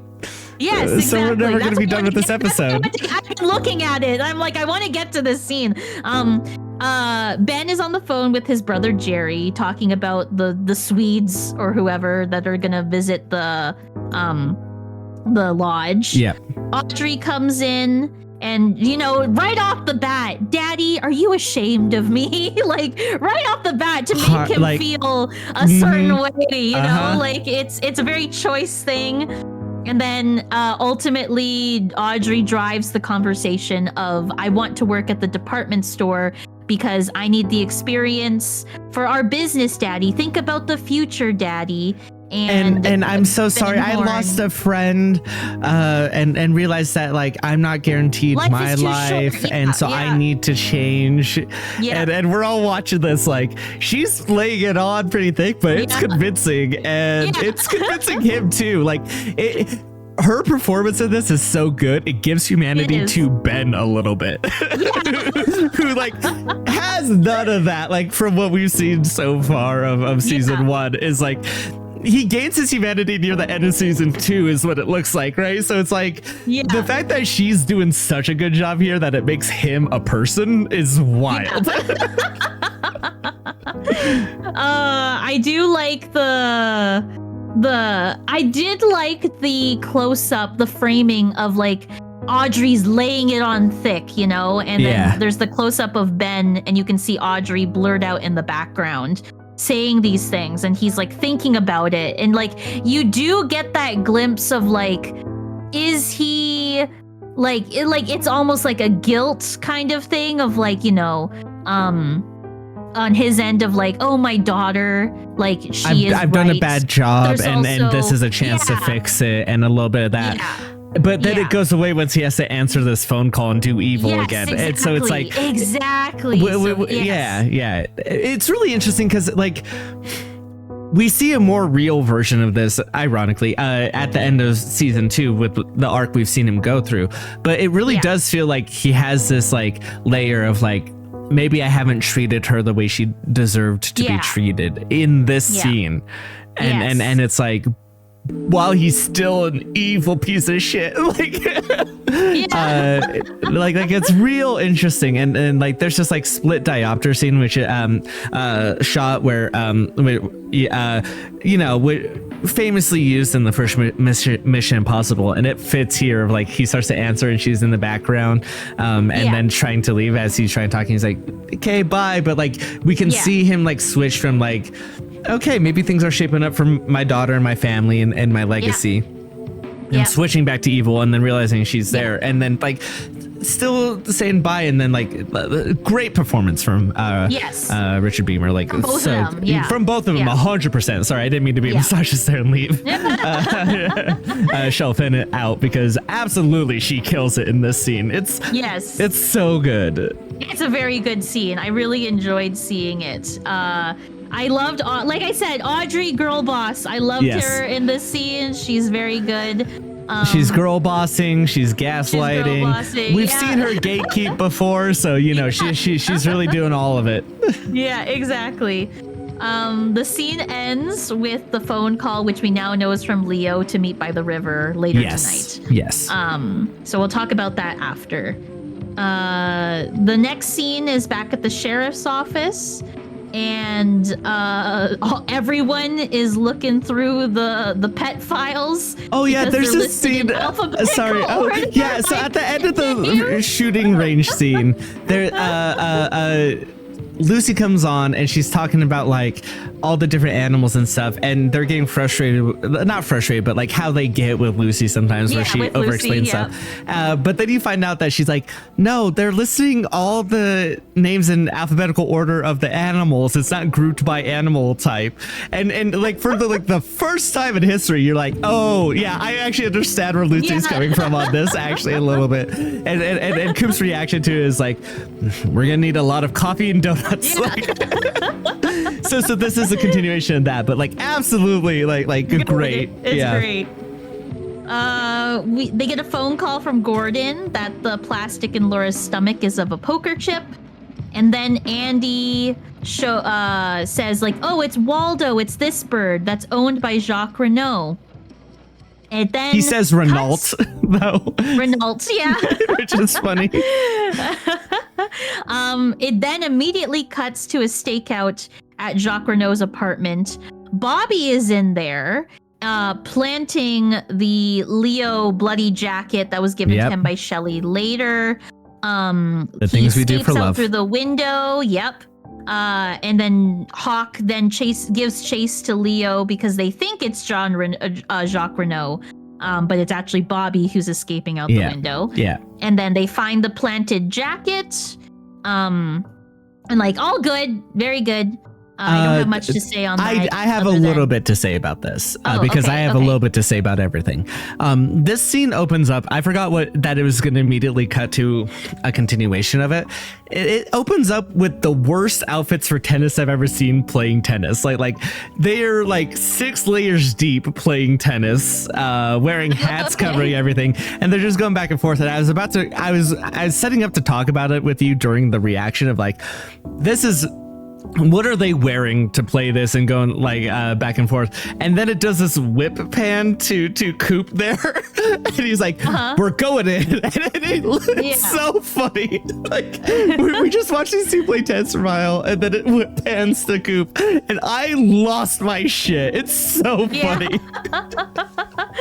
Oh my gosh, I didn't pay too much attention to it, to be honest. Yeah, no, 100%. But I literally was about to mention it and then lost like what I was gonna say because I was laughing so hard at the whip pan. Like it was. Fair enough. I don't have much to say. No, on that, that's all I had to say about it too. It's a plot scene, not like a lot going on. To dissect. Good scene. Yeah. It then cuts immediately to Leo, who meets with Ben Horn. Yes. And Leo's like, "Look, Dad, I found I got a body." And then Ben's like, "Ah, shit, that's a body. It's of Bernie." I don't think I know who Bernie is. You do. Bernard Renault, the other brother that you just found out. Yes. So what they were saying is that he just got out on bail because they had nabbed him for possession. And so he had threatened to kill Bernard if he had ratted on Leo, and then Bernard didn't, but Leo killed him anyways, is what he says there. He shouldn't have trusted me, but he wasn't too smart. is exactly the line. I see. But yeah, that is the other Renault brother. The other Renault brother. Okay. Yeah. Okay. Then they mention about this is where Ben gives Leo the money to burn down the mill, and says he'll give him the other half later. And says that he comes recommended by Hank. Yes. Yes. Oh my god, my pen is like dying on me. Okay. Okay, and then it cuts to Donna and James, and they're looking for something that they buried, but it's gone now. And they're like, we should go to the police. And then, then James, they're like, no, we shouldn't go to the police. This is just for us now. That's what Donna says. This is for us. She has a line in there where it's like, they didn't love her. It's like, we loved her. Yeah, I don't think love has anything to do with solving murder, if I'm being honest. Donna, I like my sweet summer child. That's unrelated. And then Donna mentions to James, like, Laura had these dreams, but then it's immediately cut off by an owl hooting in the distance. Also says that, like, Laura always said her mom was a little bit spooky and had dreams, like, so her mom's also like that. Yeah. And then they kiss, and then I don't care. Nope. Moving on. Then it cuts to Josie, and she gets a call from Harry. Harry says, like, we got to break in the case. And then Harry asks Josie, were you at the motel earlier? And then Josie's like, I gotta go. And then she hangs up. Doesn't answer at all. Like, listen, lying 101, answer the question first and then be like, no, I wasn't there, but I do have to leave. Like at least do that much. If you suddenly go like, oh, I gotta go. Like it's like, yes, I was there. And then we have Pete walking in. I love Pete and Josie. I want to touch upon this. Yes. Pete comes in, and him and Josie talk about fishing. And then Pete asks Josie, will you be my partner in the fishing competition? And Josie's like, I don't know much about fishing, Pete. And Pete's like, don't worry, Josie. I know enough about fishing for the both of us. And they both have I love those two together. Like, I know Pete is married to Catherine. I know that, and he loves that. And I love that for them. But like, Catherine's not going to go fishing with Pete. Pete needs that emotional connection to he needs a friend. Catherine is not going fishing with Pete. That's not happening. No, and so 100%. Josie's there and she's like, I don't know much about fishing, Pete. And then Pete's like, don't worry, Josie. And Josie's like, yeah. And so, I don't know. I really like Pete and Josie. Like, Josie's definitely the friend that Pete always wanted kind of deal. Is just, they're so sweet to each other. And then I mean, it's also 100%. So nice. I mean, I like this is a type of friendship in that like, first of all, it's great to see like an older man and a younger woman, and it's not creepy in the show. Yeah, true. So true. Second of all, it's always great in any media to see a guy and a girl be friends and not have it be anything else in that, and like have platonic love in your stuff. And then like also going back to like the old man, a younger woman, but like also like just any kind of age gap friendship like that, like I think is important to represent as well in here. It's sad that she is a villain. It's sad that she is a little bit manipulating him, but like maybe not manipulating him, and he may have been the one friend she really had. And you love to see this type of friendship actually exist. Exactly on multiple levels. And they're so sweet. Yes. The scene and episode ends with Josie opening up a mail from Hank, and it's a picture of a domino, and then Hank calls the house and he's licking the domino, and he's like, "You get my message?" And Josie's like, "Yes." And then he hangs up the phone, and then Josie has like a look on her face of scared, apprehensive kind of look, and then the episode ends. Yay! Yeah, so now that we've talked through it, what did you make of the episode? It's a good episode. Yes. I like this it's so jam-packed. Like these notes, like if I were able to write everything that happened, these notes would look like the Wikipedia page, but I can't write that fast. So yeah. It's a good episode. I'm a big fan. No, that's good. Do you unrelated, do you think you're gonna watch through this series again in the proper order once we're done? Yes. Okay. Yes. I do plan on binging it. Okay. When that eventually happens, we should definitely do a couple special episodes and be like maybe at the end of each season finale, going through it again real quick. But I was wondering about that as you were talking about, like, this is dense and full, and it'll also be interesting for you to watch it through in proper order once you have all the information as well. Any specific so do you agree with the rankings so far? Let me look at the list. I know there's a few others that we'd move around, but yeah. This is the best episode I think I've watched so far. Okay, cool. Looking at the notes, like I'm just gonna look at the last 4 episodes, 5. Sure. I do think this is the best episode. I think I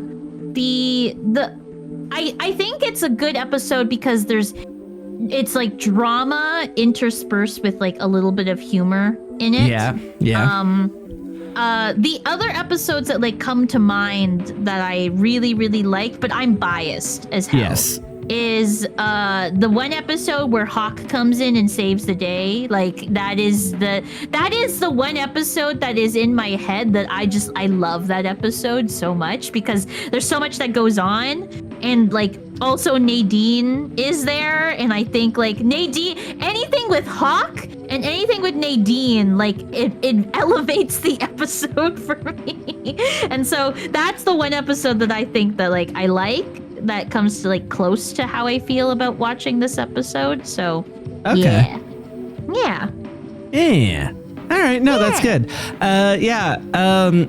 When we got to this one, I was surprised. I think I opened this episode with being like, wait, really? This is where I put this one? I want to ask your thoughts on that.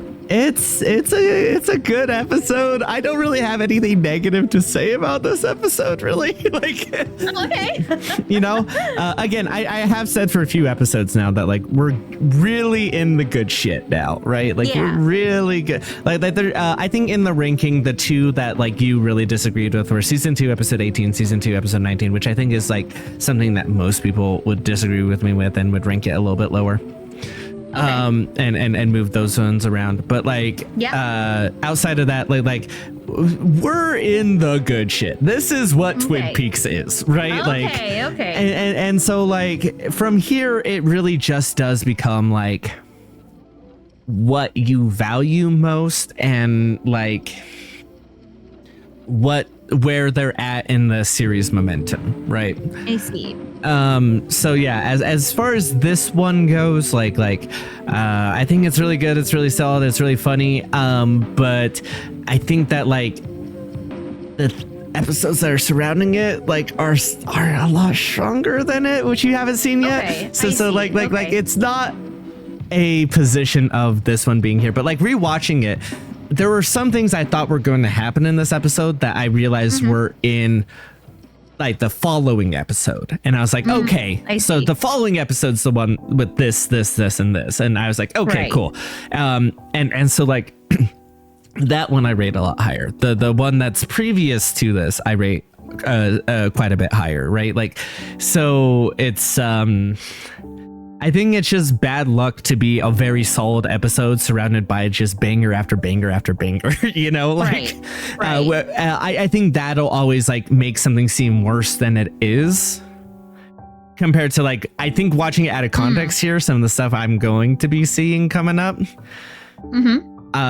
like, I think that will make me change my opinion on where this one should sit because okay. if you watch this all the way through, I think this is the weak link out of like a run of episodes. Okay. Right? If that makes sense. So it makes you think of it worse than it actually is. Watching it in this perspective, it's like, oh, I think this might be a little bit higher. Though I'm looking through the list and I'm like, I don't know where I'd place it actually better than where I put it. So like, you know what? Like, as I look through my own personal list, no, this is the right spot. It's just like, we're getting into some really good shit. I don't know what to tell you. Fair enough. Yeah, my review of the episode is good. It's extremely funny. It has a lot of stuff going on, and I love the drama. Like, it's all you know, it gets really hard to. I'm only gonna be saying good things from now on. I don't have like before. I would like pinpoint things of like, here's the problem with it. Here's why it's lower. I don't think I'm gonna have that for the next 25 episodes or whatever it is. Like, I think it is just like, sorry, this other stuff's better. All right, that's good. I'm glad. I'm glad. Yes. So, with that in mind, what with the last few episodes do you think Twin Peaks is about? I do think we can kind of excise season 2 episode 18 and 19 out of that because like, there's some weird echoes in season 2 episode 3 and season 1 episode 5, which are the two that we've watched back to back. Like, that's where you found out that there was another Renault brother in the first place. Yes. Yeah. And then there's been a few things that we've referenced back to that episode. And this keeps happening. So I don't know if it's just a good show where it constantly has threads like that, and or whether like something in my brain's putting things together. Okay, hold on. I'm gonna pull up my notebook again. Yeah. Because season the show does call back to each other in weird and interesting ways, like how do I explain it? Like the last couple episodes, I don't remember which episode it was, but hold on, I'm looking through my notes. If you tell me a thing that happens, I might be able to place it. The thing is I don't remember. We'll watch an episode and something like happens, and then we'll watch like an episode that's like previous to it, and then something happens, and I'm like, wait a minute, that's referenced in the episode that we just watched. I can't remember off the top of my head, like, but there's been times like I get like a deja vu moment, but it's not exactly the same. It feels like echoes and rhyming. Yes. Yeah. Yes, exactly. So like the show is very like, I don't know how to describe that, but like you're like that's definitely come up a couple times within the last, I want to say within the last 5 to 7 episodes that we've watched recently. It feels that way. It does keep happening. It feels like after we got out of the really bad parts and we got into the kind of okay parts, I shouldn't say really bad parts because we did enjoy it while we were watching it, but like once we got out of that part of the show, it does feel like suddenly the first few episodes gave us I think it was around the time that we did the jump into season 1 episode 2 and watch Missing Pieces, and basically since then we keep finding these like rhyming bits between episodes that we're watching back and forth right? It's interesting. Like with that in mind, what is Twin Peaks about for you right now? Twin Peaks is a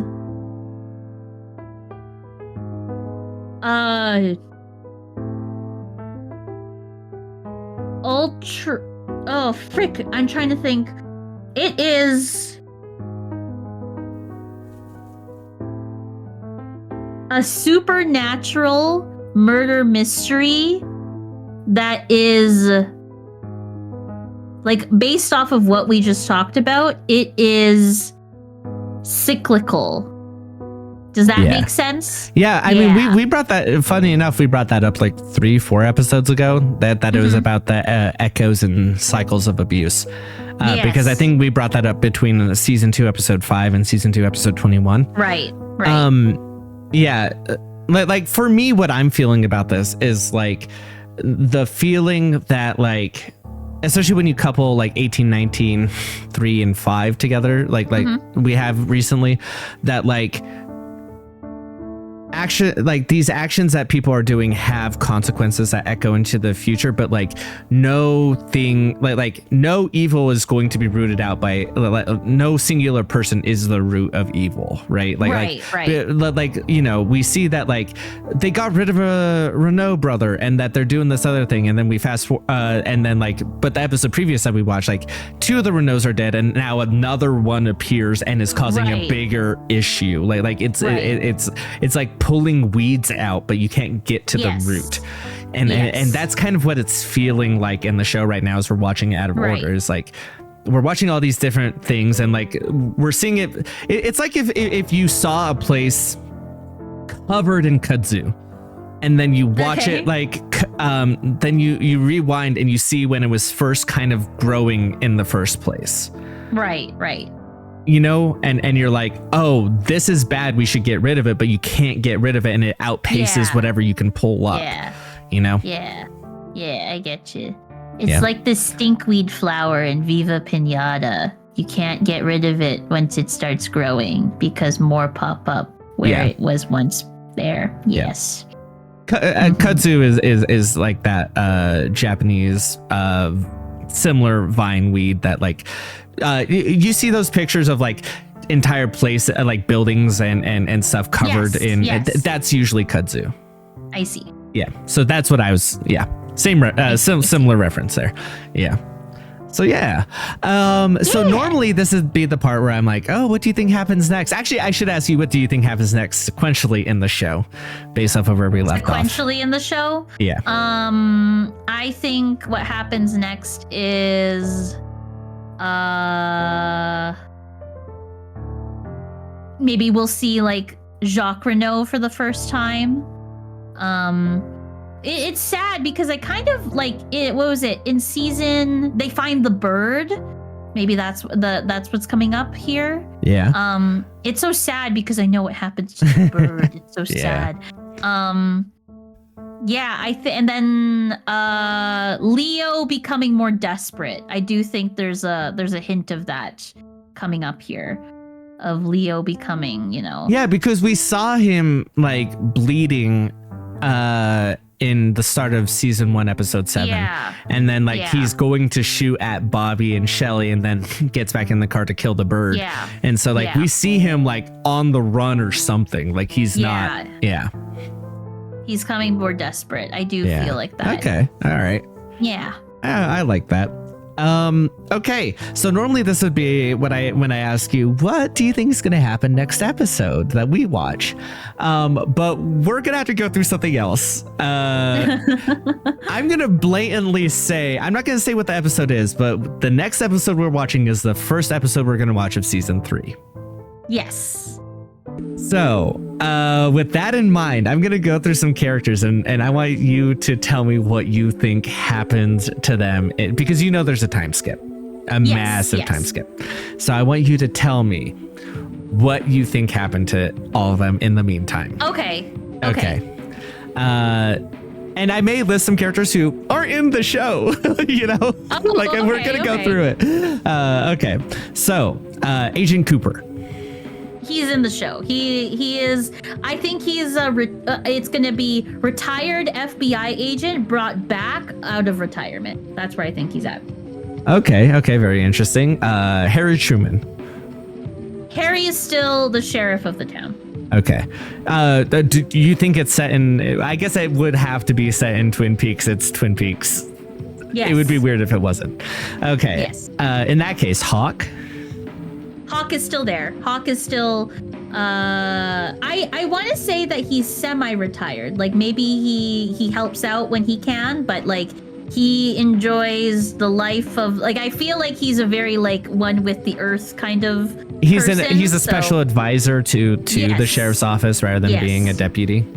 Yes. Okay, interesting. Andy. Andy is still a police officer. Okay, Because Lucy. Harry feels bad for him. Yeah. No, that's Lucy? fair. Yeah. Lucy, I think Lucy is still with Andy. I don't think she's a receptionist at the police office anymore. Okay. What do you think she's doing? I think, you know, how season 2 is set up because she chooses to be with Andy. She Right. has her kid. I think she's a stay-at-home mom. Okay. Their kid. I think, how old would he be? I'm trying Do you to know think. how far the time skip is? No, I don't. Okay. I think the time skip is the kid is probably going to be around the same age that all the kids are now in Twin Peaks. So like it's like he's like the same age as Bobby kind of deal. Okay, Like, I okay. think that's where he's at. Yeah.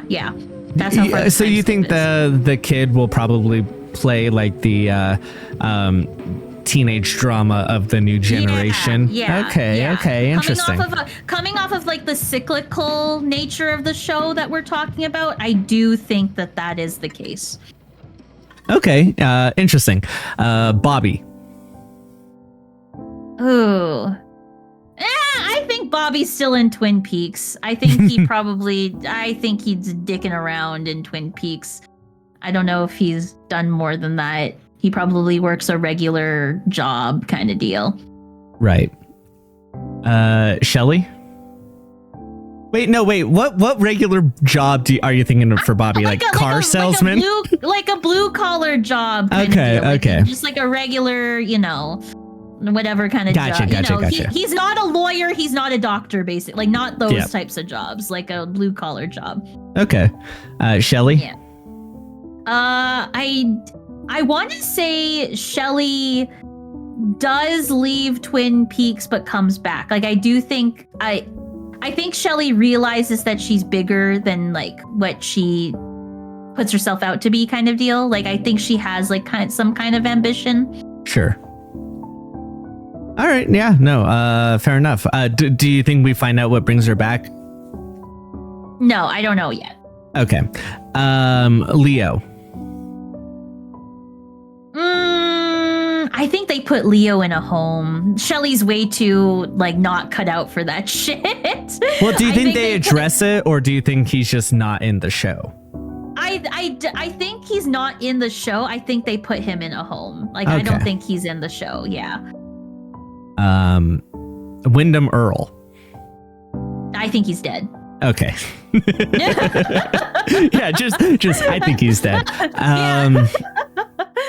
Let's see. I'm just going through law enforcement first, so but then cut it. Actually, you know what? Let's go Donna. Donna? I think Donna also pursued higher education and now she's come back to like maybe she helps her mom with something. I think her mom is still alive but elderly, like super elderly. Okay. So I think she comes back for that reason. In that case, so you think the mom and Dr. Hayward are still in the show? Yes, I do. Okay. Yes, I do think that. James. I don't think he comes back to. I don't think he comes back to Twin Peaks. I don't see it in him to return. Okay. Go into law enforcement. Albert. Albert? Does Albert come back? I don't think Albert comes back. No. Gordon Cole. I do think Gordon Cole comes back though. Yes. That makes sense to me. Okay. Let's see. I think I covered most of the big hitters, right? No, Audrey? Norma. Audrey. Norma, God damn. Audrey, Yeah. yeah. No, 100%. Yes. Audrey, I think, takes definitely over the just family lumped business. Audrey into the other teens and then realized I moved on to that's what that was. Is I was like, oh, I covered the teens, moving on. But this again, we fall into the same thing of like she's so isolated in her pocket. Yeah, that's true. Yeah, I do think Audrey does take over the family business. I do think that. Okay. Like legitimately though, like not like you know she was lying to you know in this last episode that we watched that she's just saying Yeah. that shit. I mean, it does do seem to be legit setting think- that up in the season 2 a little bit. Yes, Yeah. yes, exactly. Yeah.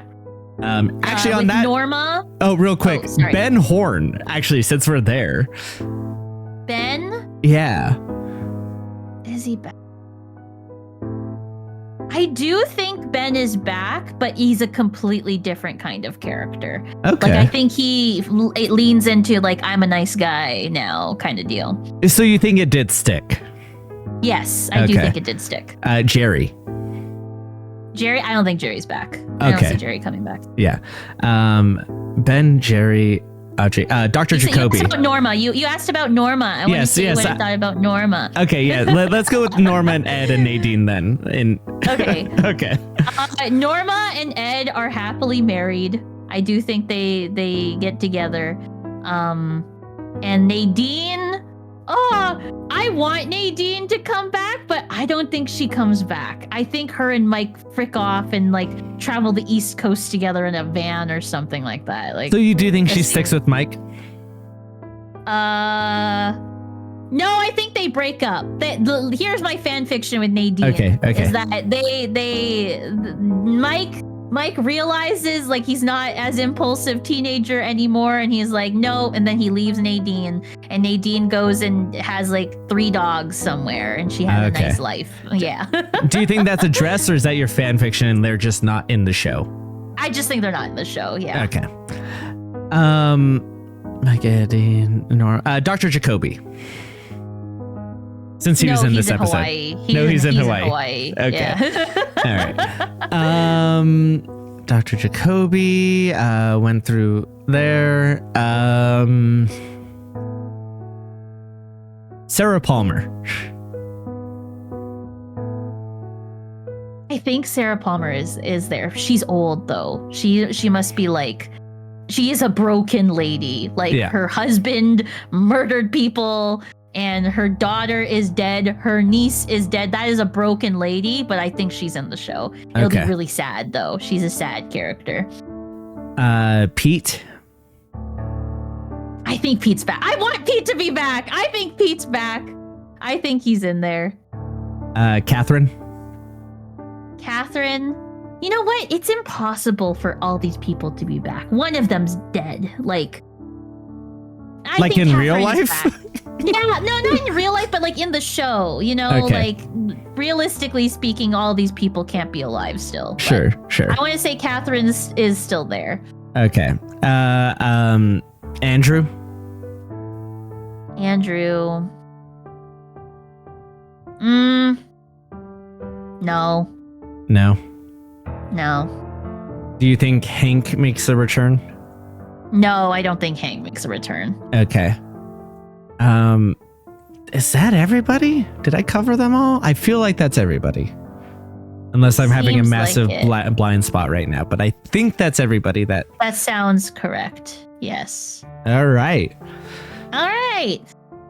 Awesome. Okay. I'm excited. I'm very Yeah, excited. yeah. I'm excited to get into this as well.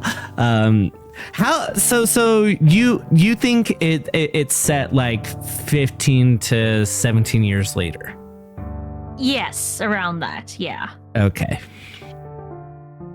Cool. I guess that answers that. I will ask you what you think happens in the next episode because that would be cruel and unusual. So, like, how do you guess that?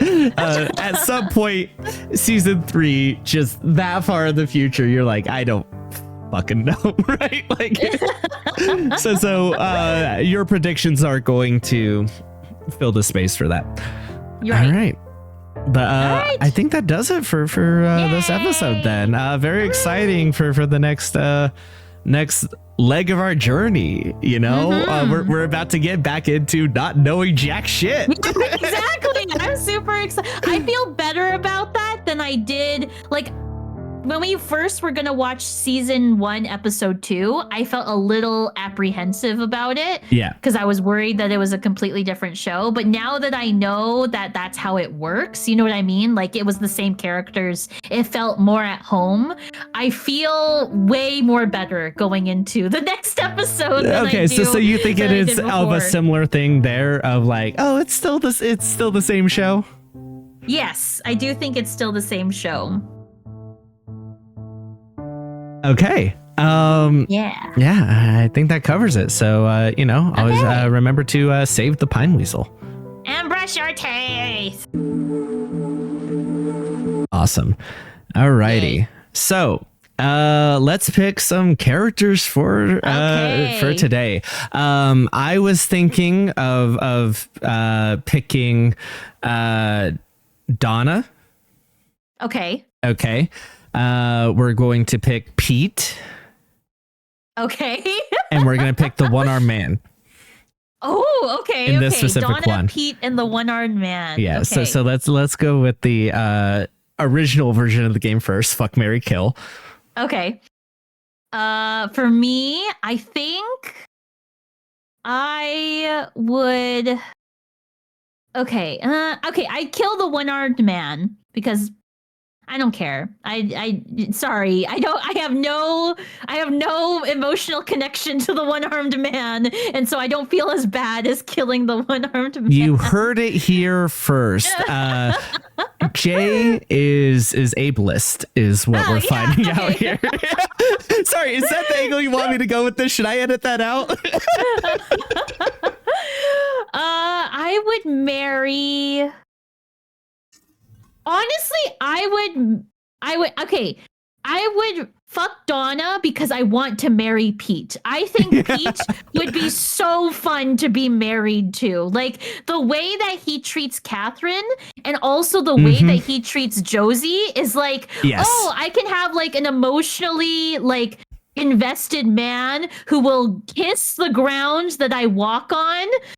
But Mhm. also he'll take me fishing and he'd just be a hoot. He'd be a hoot to be around. And so even though I do think fucking Donna, it would not be a fun, like she seems very vanilla in bed kind of deal. Sure, yeah. It would not be a fun one. It'd be Particularly- fine. It would just be fine. We're specifically going based off of this episode, not like the broader Yes. scope of like, I think there's an argument for Donna to be more fun. In Sure. later seasons, I still wouldn't, right? But like, there's an argument for it in later seasons, at least, right? In this, Yeah, she is so clearly She's like, so- like yeah. dead fish that you're like, Yeah, I I don't know agree. about this. Yeah, I agree. I Yeah. agree with that. So Yeah, no, 100%. That makes sense. Obviously, you marry Pete. Like, I don't think Yes, there's, yeah, Pete is definitely, yeah. That said, I'm torn between fucking the one-armed man and fucking Donna because, like, okay. you know, it'd be so freaky with the one-armed man. Yeah, I Like, I he'd can- be I down can for agree that. he'd be down for some stuff, but like, I don't know, like in his scenes in this, he's like so sweaty and like it feels like you can see like the like he looks like, I don't want to say he looks gross because I think he looks good in a lot of other scenes that he's in, to be clear. Fair. But I think in his introduction of this scene, he is so drenched in sweat. It looks like unkempt, you know, a bit. And like, yeah, they Okay. snuck up on him, but it feels like it'd be kind of like, it may be nasty, but it'd also be gross. It's like underpass sex. You know what I mean? Like, I don't know if I want that. That's valid. So That's I'm valid. kind of torn between the two. Okay. You know, but I think I would go fuck Donna, kill one-armed man. Okay. I think ultimately. So I think we agree on that. But I definitely think it's a Okay. lot closer for me than it is for Okay. you between the two. Yeah, fair enough. Fair Yeah. enough. Okay. So for the additional version of the game, married, gang, or pirate. If you need a reminder of what this is about, late at night at 3 a.m, we seem to have a lot of bad ideas. in the early AM. While I was doing a 24-hour stream, the president of the UCA for Death Stranding 2 is a new person, and he had a singular piercing in his like left ear, and we looked it up, and what it says is they're either married, gang, or pirate. And so that's what we're doing. And like every time he shows up in that game now, that is what plays in my brain. It's like just echoing through. He shows up and he's like, Sam, it's the president. And I'm like, married, gang, or pirate. Like, that's so good. Though maybe we should change it with that in mind a little bit, because like I think if we do married, because fuck, marry, kill, and married, gang, pirate, like the married's always going to cross over, right? Mm-hmm. So maybe we should do president, gang, pirate.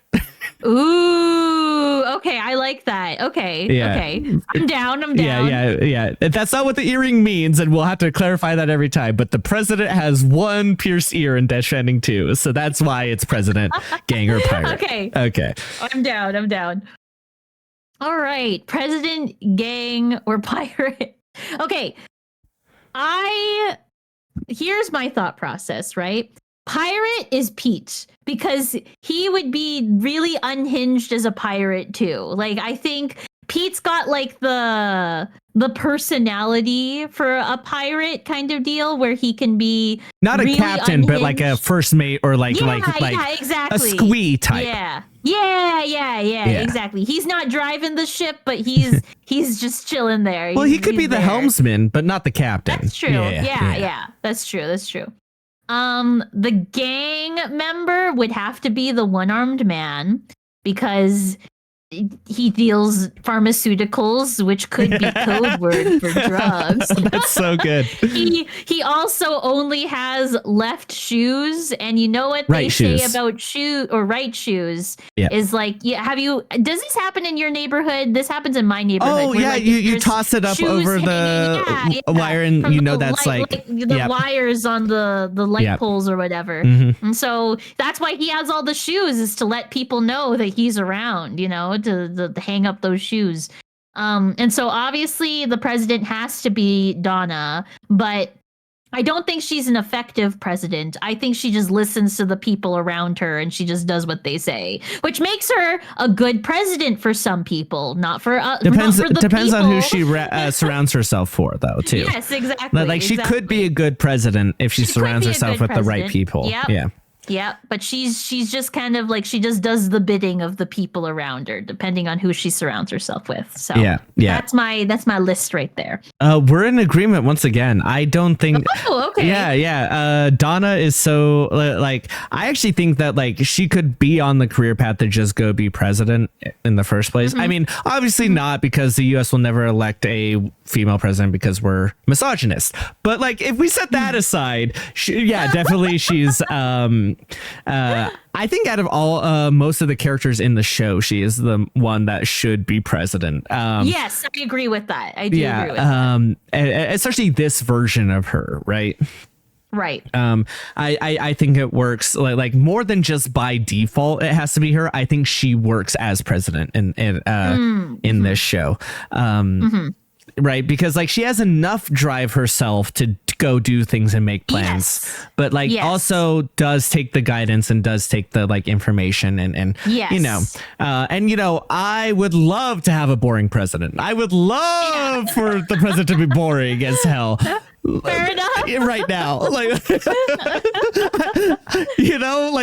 maybe we only get a scandal article once every few months, like we used to. Enough. Like that would be great. Her ex-best friend used to do cocaine. I would love if that was the scandal. I would love if that's what was going on with the president.